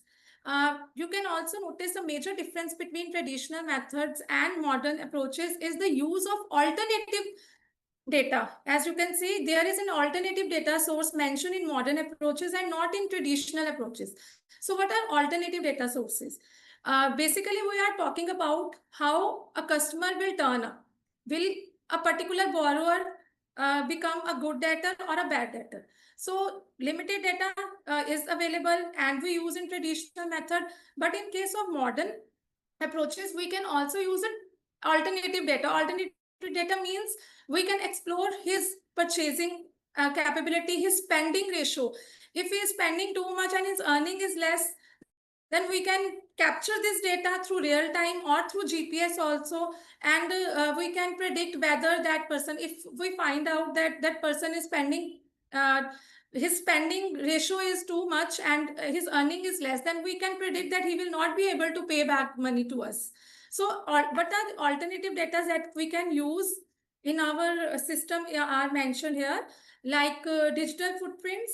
We can monitor the device usage patterns, email domain quality, and online behavior, like what type of websites he is using, or whether he is preferring expensive things like branded things like Apple, or a simple thing. So we can monitor his or her behavior through various online platforms. And actually, we are not guessing. The AI-based tables, and AI will find out whether that person will become good or bad debtor. So similarly, another transaction data sources are there, like transaction data. Psychometric analysis is there. In psychometric analysis, we correlate the questions. We ask questions from borrowers and try to predict his behavior. But psychometric means we are judging his behavior. Okay, how will he respond, and will he be able to pay back the money or not? Similarly, telecom and utility data. So these are some of the various alternative data that can be filled into the tables and make prediction on whether that person will become good debtor or bad debtor. So as I was given this topic of credit risk assessment, so I ran this psychometric analysis in VOS Viewer. So it is a software which is used in which we can put up some keywords, and it will find out various subdomains of that particular topic. Like for credit risk assessment, you can see there are yellow, green, blue, purple, and red regions. They are the different categories of, or you can say subdomains of credit risk assessment. So these come out to be useful. Like I find out that there were credit risk assessment in banking models, Then there was banking risk assessment in peer-to-peer lending models and credit risk assessment in corporate bankruptcy prediction. So before proceeding further, I would like to ask you all whether you know what is peer-to-peer lending and have you used it earlier or not. Please answer in the chat box.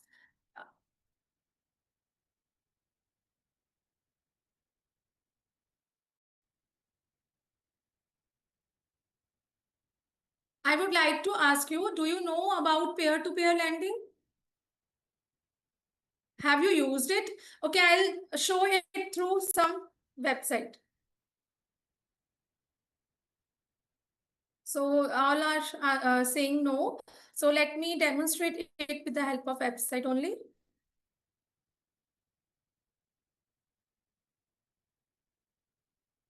Okay, I'm displaying it. Could you see my browser? Is my browser visible in which FairSend website is open? Yes, ma'am. Okay. So for lending, there are two major models. First is bank loan model. If someone wants money, he can approach bank. So this is traditional model. And the second one, which one is very new in the market these days, is peer-to-peer lending. As you can see from this website, there are two major portions of it. First is for lender and second one is for borrowers. So this website can be used as for lending also and for borrowing also. So what does that mean?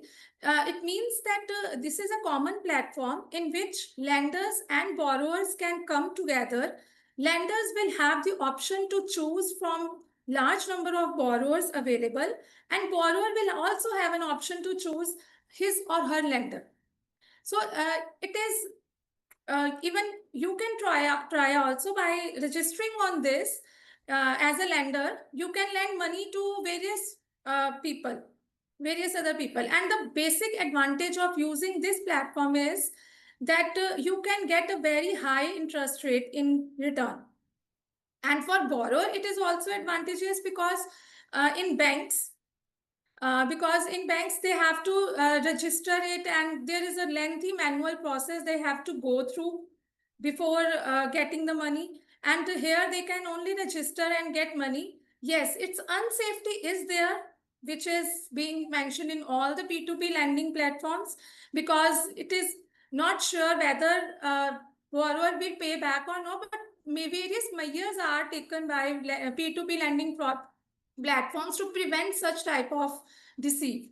They used to take PAN card and other many details of that borrower also and lender also. But the good point is that the lender can earn a huge rate of interest, and the borrower on the other hand has the possibility to get the loan if it is not getting it through banks. Yes, Gurpreet ma'am has asked how to check the credit worthiness of borrower. So for this platform like FairSend or many other platforms are there. They used to provide CIBIL score also with it, in which you can check the CIBIL score, and moreover, a grading is also provided by them, such as it's like if some borrower has been given A grade, then it is most likely that he will pay back you the money.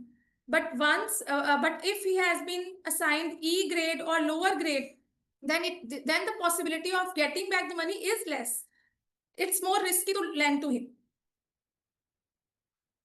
So I found out that borrowing or lending money, there were two models for it.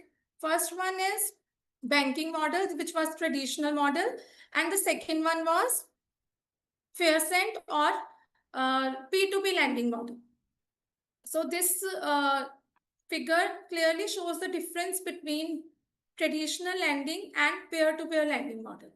In traditional lending, borrower approaches bank, and through bank only he or she can get money. And in peer-to-peer lending model, borrower approach peer-to-peer lending platform where there are many number of lenders registered.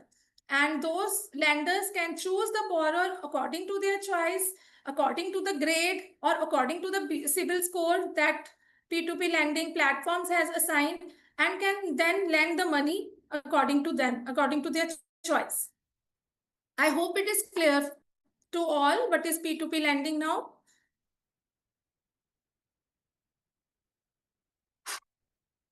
I hope it is clear what is P2P lending. Could you please respond in chat box? Yes, ma'am. So, okay, I move forward then.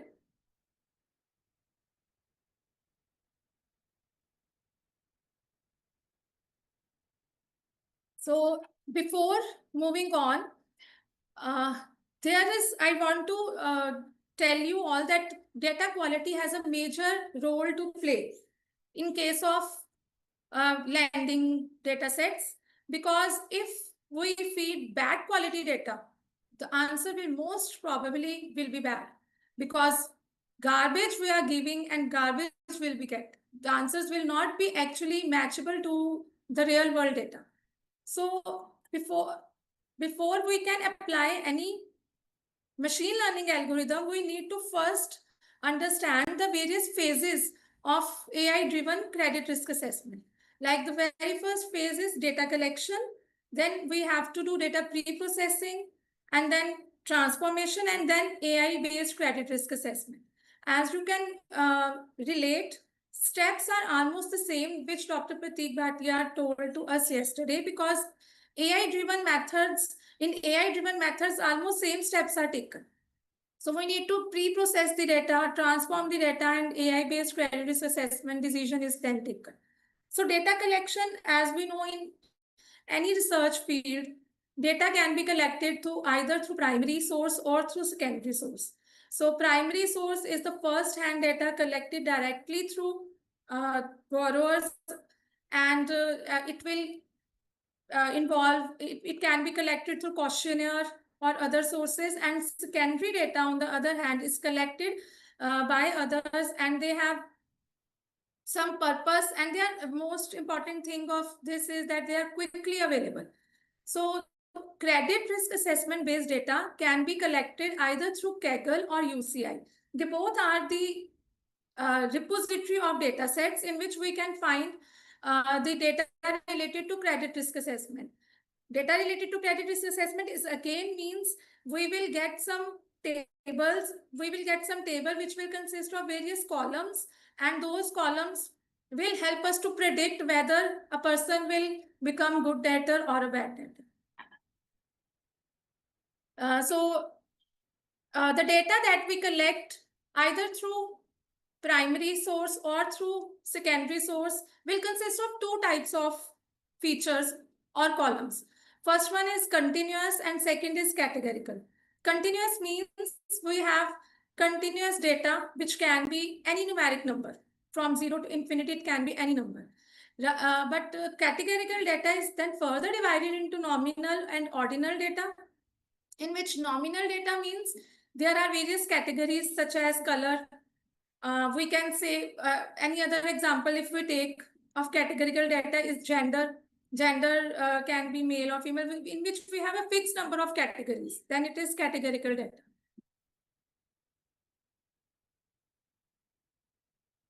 So next is after data collection, there is always a step of data pre-processing, in which we see how the data is being served to us. The data which we collected is good or not.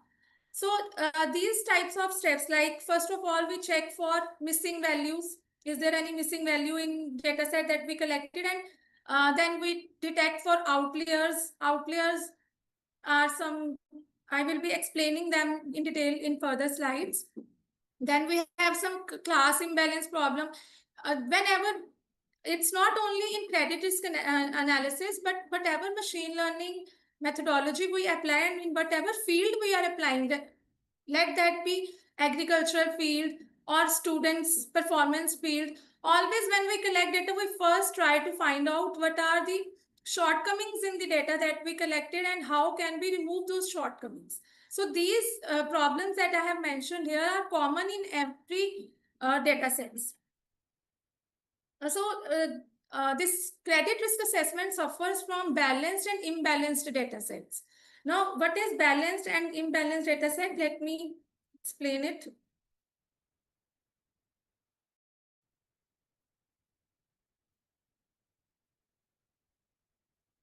So a balanced class data set, as you can see from the screen, it consists of equal numbers of defaulters as well as non-defaulters.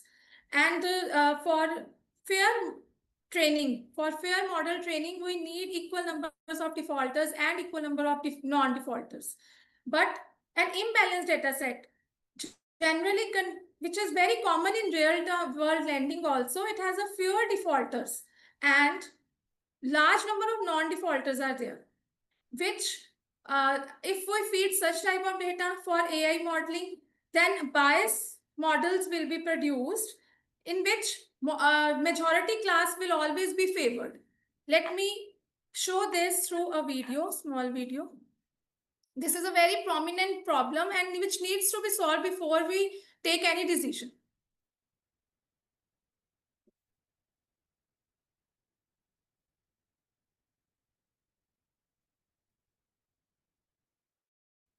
Can you guess what is happening in this video?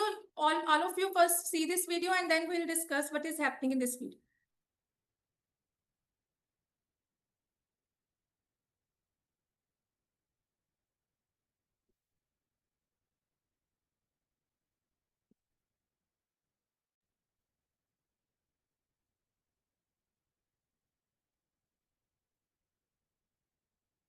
Non-defaulters counts are increasing.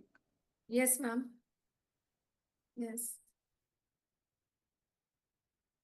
So what is happening over here is that because we have trained during training data set, we were having large number of non-defaulters. So computer has because it is already learning from our training data set provided, so it has always learned to classify a coming instance or coming test, whatever testing we are giving, whatever borrower it is coming, it is always classifying it as a non-defaulter. So in this case, if you ask about accuracy, then 4 out of 5 cases, because red one is a non-defaulter, actually is a defaulter.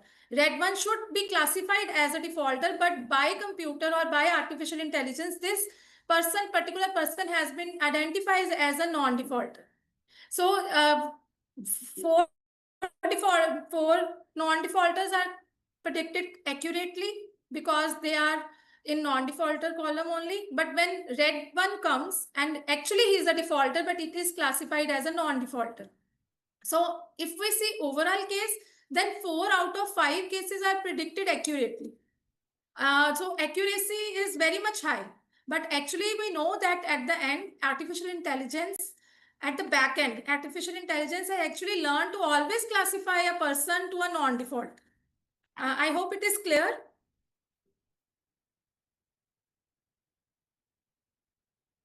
What is class imbalance problem? I hope it is clear to all. Please write in the chat box. Class imbalance occur when we train the computer on large number of majority classes, like large number of non-defaulters were there during training data set and defaulters were very less. So it is always possible that computer has not learned anything. It has only learned that whenever a defaulter comes, classify it as a non-default. So I proceed further. This was the first major problem that occur in data set gathered for credit risk assessment, because we usually have very less number of defaulters as compared to non-defaulters. So next is, these are some of the solutions that we apply for class imbalance problem. Can you see in the image what is happening? So two types of solutions are there. First is oversampling and another one is undersampling. So in oversampling, what is happening? Nisha ma'am, 1 second. Nisha ma'am, 1 second. Shashikala ma'am, please mute yourself.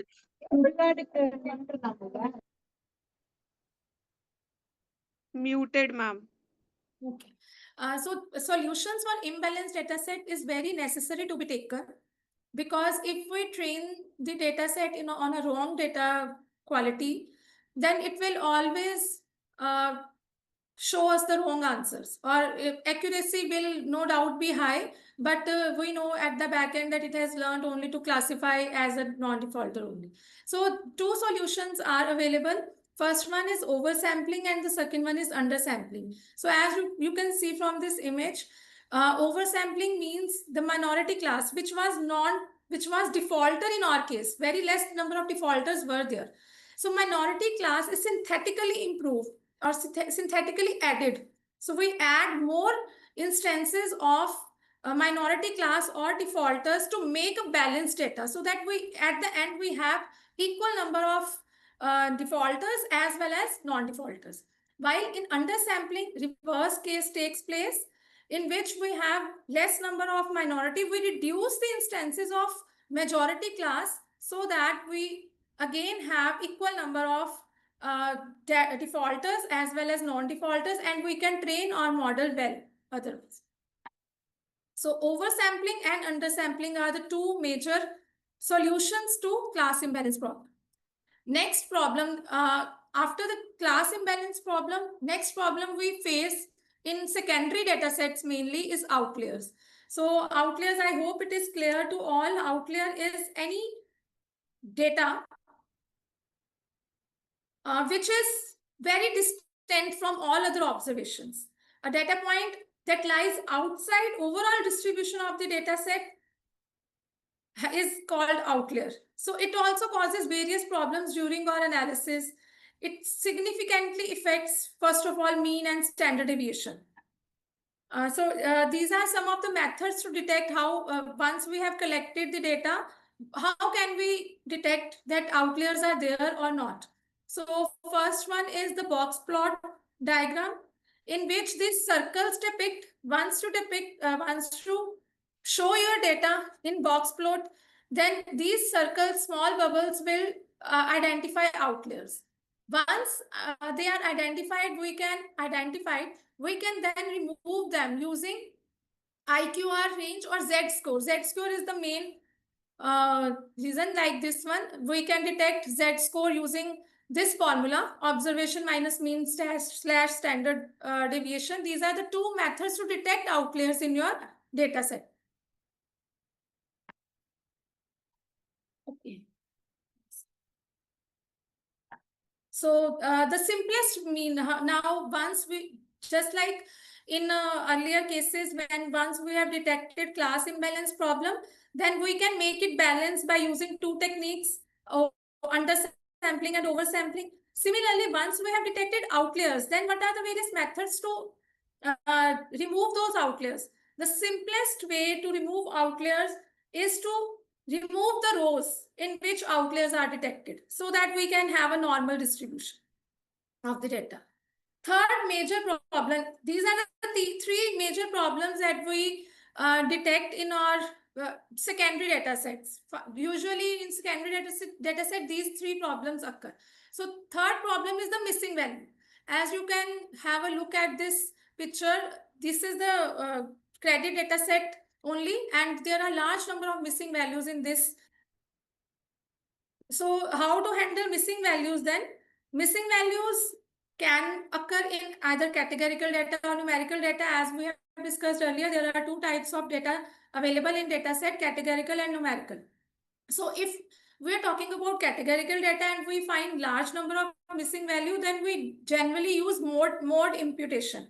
Mode imputation is the simplest technique, and in this we replace the missing value with the most frequent category. For example, if we have a column of gender and we have large number of males and very less number of females, and we have large number of missing value in that category, then we will replace the missing values with male, because it is occurring in large number of cases. So mode imputation is one of the solution to handle missing value in categorical data. Another one is placeholder value. So this is another straightforward method in which we replace the missing value with some designated string, such as missing or unknown. We use that string in whole of our data set. Then another important method to handle missing data is predictive modeling. Predictive modeling is to predict, like we can use regression or some type of classification in this to predict it. Then talking about numerical values, if numerical value, some of the fields in numerical values are missing, then we can use mean, median, or mode imputation. Mean means it involves replacing missing value with mean or median or mode of non-missing values in the column. So it is very simple, but yes, it is very computationally expensive, as it can distort the data distribution, and if some random value is there, it can be skewed. Like, for example, if there is some column and the amount is mentioned, that how much amount a user wants to borrow, although all columns are filled, but some of them are missing, then how can we predict it? Yeah, we can use mean. We can find out the mean of all already filled values and replace those missing values with the mean of that value. Similarly, we can use regression imputation, and k nearest neighbor imputation is also there. Yes, another important solution to either categorical or numerical values missing data is that we delete those columns in which large number of missing values are there. Then after data, the first stage was data collection, second stage was data pre-processing. Now the third stage is data transformation, which I think Dr. Prateek sir has already discussed about it in detail yesterday, in which we generally apply one-hot encoding to categorical data so that they can be converted into numerical data. Then we can have feature extraction and feature selection, like he told us about feature engineering. We use all these things to transform the data in ready-to-use thing. So this is the example of one-hot encoding only. Then there is next another important step of normalization or scaling. So normalization or scaling means we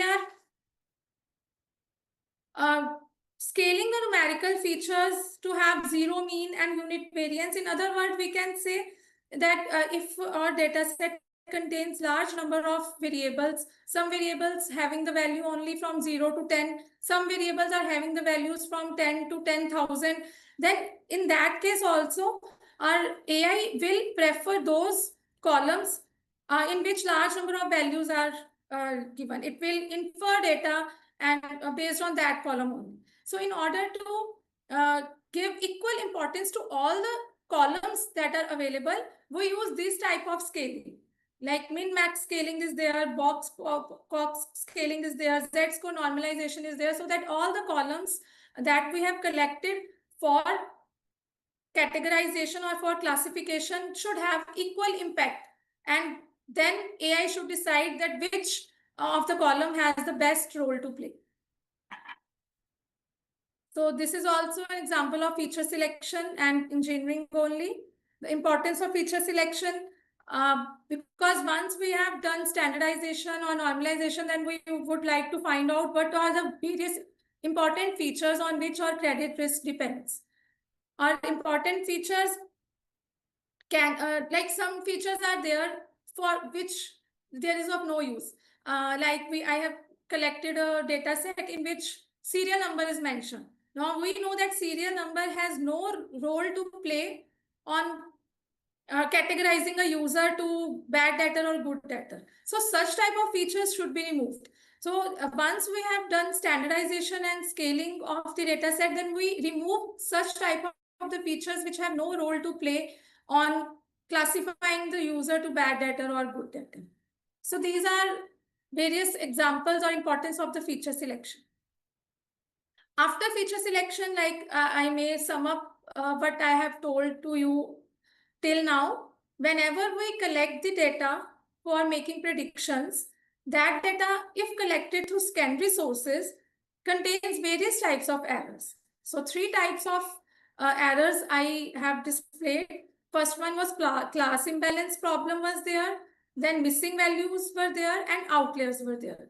Once they are removed, then we do one-hot encoding of all those categories, categorical data, and convert them into numerical data. Once that is done, then we do feature selection. After feature selection, we are ready to feed the data to AI and make the predictions and tell it to make predictions.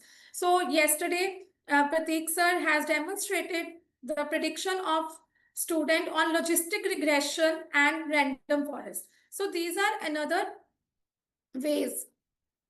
These are various other ways in which we can make the prediction, like we have logistic regression, decision tree, neural networks.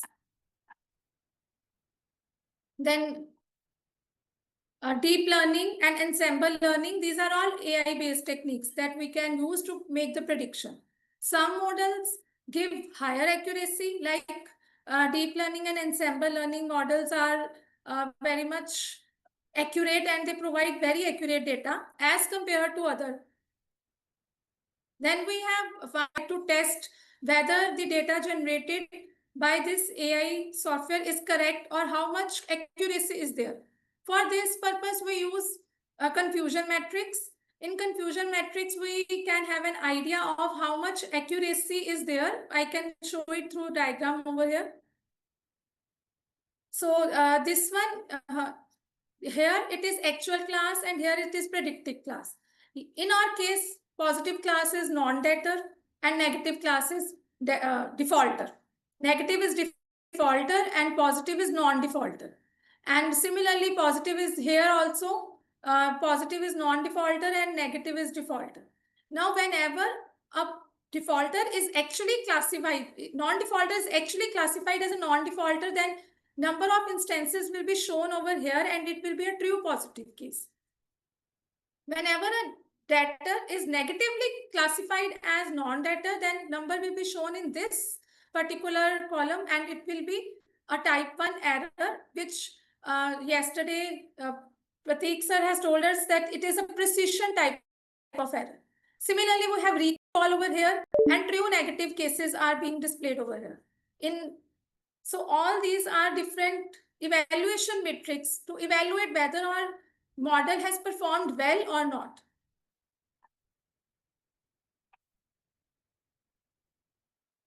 Next is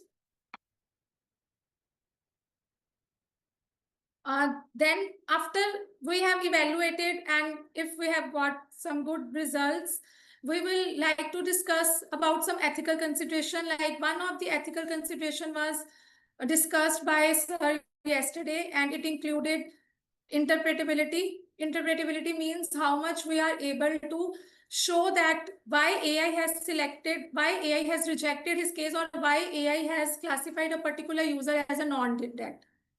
So other cases are also there, like there is data privacy. Nowadays, some regulations have been framed, like one is GDPR, which stand for General Data Protection Rules in Europe. Then similarly in PIPL rule is there in China, which prohibits the AI methods to work on the private data of customers or private data of users. So because privacy norms are hindered, so it also is posing a problem for AI to make decisions because some rules have barred them to take the data, private data, or to work directly on the private data of the users. Then some algorithmic biases there. So these are the same that I have told, some regulations. So these are the future outlooks and strategic imperatives, like how can we improve our data analysis for bad debtors or good debtors. So these are various different methods, like we can use AI and ML integration. In AI and ML integration, the various algorithms like yesterday only logistic regression and random forest was taught. So we can combine those methods so that they can learn more and give more accurate results. And real-time analysis is there. So this is main takeaway from this slides that by applying AI methodology, 42% of defaulters have been reduced, and there has been a saving of around $4.2 million. Similarly, approval cases have also increased by 18%.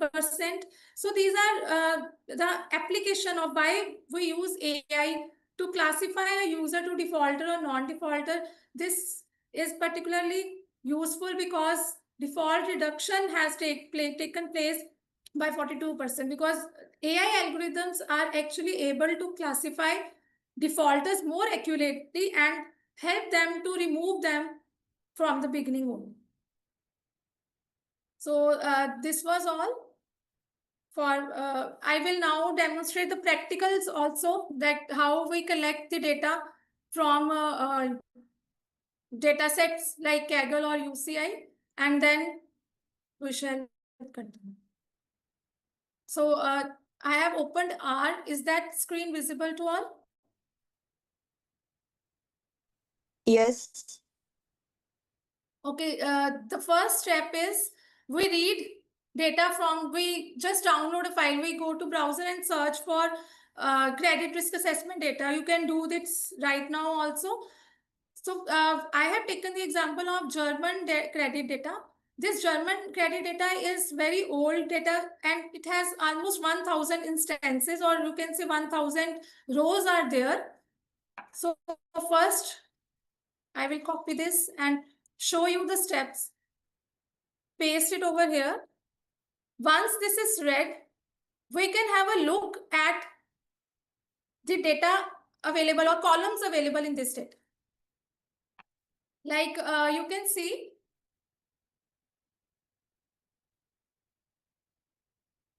these are the various features or columns that are available in this data set. So first one is X, then age, gender, job, housing, saving accounts, checking accounts, credit accounts, duration, purpose, and then risk.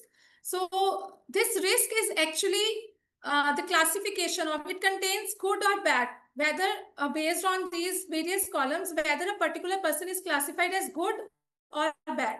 So this column is showing us that.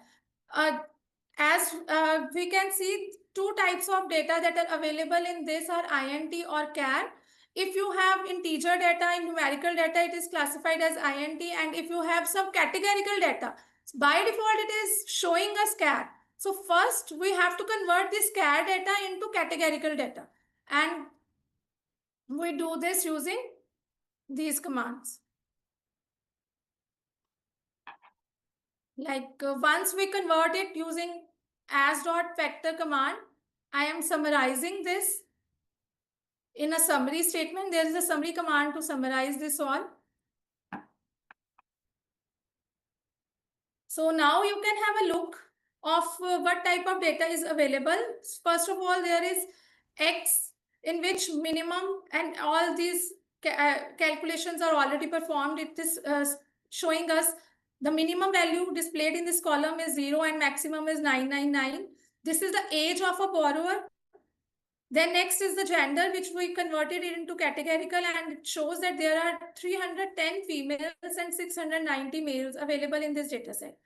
Then their jobs, for how many years they have been in job, it is being specified in this column.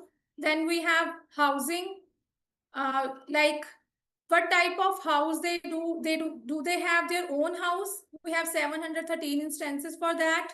If they are on rent house, we have 179 instances on that. Similarly, next is we have saving accounts. How many saving accounts do they own? How many checking accounts do they own? What amount do they need to borrow? Credit amount. Then next is the duration, for after how long they will be able to pay back, or in what time span they will be paying us back. Then next is purpose. So purpose is like whether they are borrowing the money for car or for purchase. So because this is very old data, so it is showing radio, TV they want to purchase. 280 instances or 280 people are there who are interested in purchasing radios, and 97 people are there who are interested in doing some business. So purpose is being shown in this column, and this is the actual target variable. Target variable means it is actually showing us that this particular data has turned out to be a bad. 300 instances have turned out to be bad and 700 have turned out to be a good data. I can also show this in the form of table, where you can have more clear picture of what is being displayed.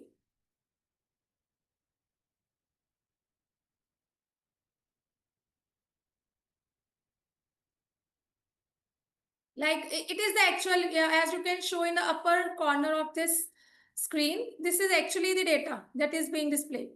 When age is, gender, then job, housing, saving account, checking account, credit account, duration, purpose.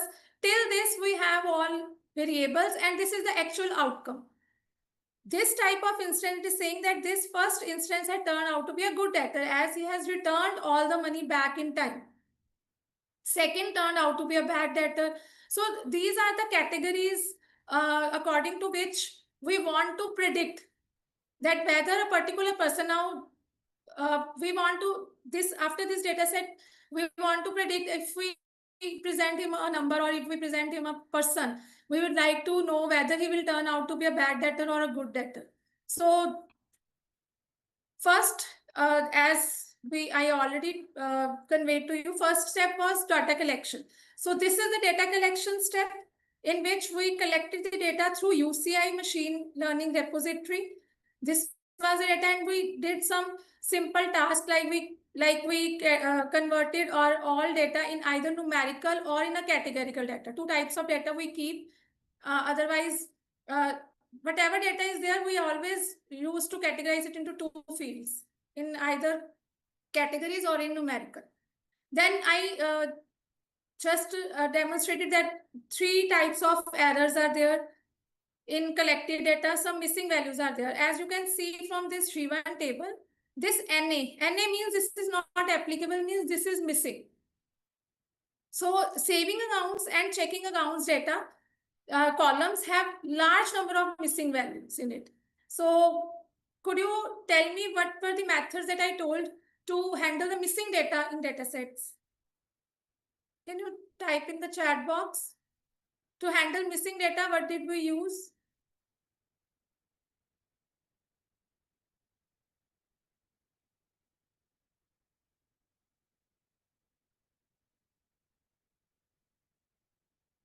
So to handle missing data, first method was we remove those rows in which missing data is coming, or secondly, we could use placeholders. So here I have used imputation. Mode imputation was also there, in which we replace the category with most frequent occurring data. So here I have used a placeholder in which I am replacing all the not applicable or all the null values with unknown variable. So once I run this, I will show the output also.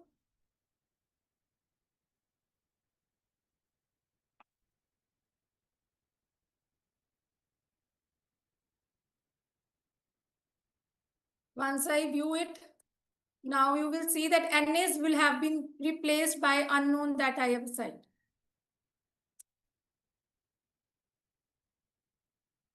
Like this is unknown now, NA is not there. So this is the method to handle missing values. Next, we handle class imbalance problem. So class imbalance problem is handled by this using simple function small tendency. This is, I told you the two techniques also, that how can we handle missing class imbalance problem. One was oversampling and other was undersampling. So this mode function is oversampling. It is actually oversampling, or you can say adding more instances for minority class. so that we can have equal number of good and bad debtors. As you have seen from data till now, we have 300 bad debtors and 700 good debtors. So it is an imbalance because we are not providing equal number of bad debtors and good debtors for artificial intelligence to draw useful conclusions. It might learn to always classify a new person as a good debtor because it has been trained to classify a good debtor. So this step is very important. We need to balance both the classes, bad as well as good. So we are using this commands. So now you see, I have also summarized the data. So now you can see that bad debtors and good debtors are equal in number. We have 700 bad debtors as well as 700 good debtors. So our sample size has been increased. Earlier it was 1000 and 300 bad debtors were there. Now it is 1400 and equal number of bad as well as good debtors are there. So next, three problems were discussed. Again, I like to mention. First one was class imbalance, second was missing value, and third one was outliers. So outliers have not been dealt in it because there are very less number of outliers available, and we can easily deal with those by removing those rows from our data set. So after data cleaning has been done, or you can say data has been pre-processed, next step was to do one-hot encoding. One-hot encoding is just to turn the categorical data back into numerical data by using 0 and 1 code. So this is the code to perform one-hot encoding. Except the target values, all other values, like there were categories. If you see this data, gender is a categorical based data, age is a numerical data, X is numerical data, job is again numerical data, housing is categorical data, free, own and rent. Saving account is categorical data actually. Checking account is also categorical. Then credit amount is numerical data, duration is numerical data, purpose is categorical data because there are various categories in it. And risk, the target variable, is always a categorical data in case of classification problems. So we are doing the classification problem. So this we keeping this only. Target variable is kept as a categorical data. All other categorical data in it are converted into numerical data by using one-hot encoding. So now you see, you can see in upper portion, this category gender it has been split into two columns, gender female and gender male. One, if under gender female, if that person belongs to female category, and one under gender male if that person belongs to male category. So similarly, for all the categorical data, we have performed one-hot encoding, and now this data can be fed easily into AI because it's all numerical data now. Except this last column, which is a target variable, which displays good or bad. Now, next step will be to train the data or applying any artificial intelligence technique. Now, before applying the artificial intelligence technique, we need to split our data into training and testing data. Because training data will be given to it so that it can learn by itself that what comes out to be true, what comes out to be good data, or what comes out to be bad data. Once this splitting is done, we will have to, these are actually renaming of some variables. Some variables have not been renamed and it is not accepted in our language. So I am just converting them into good variable name.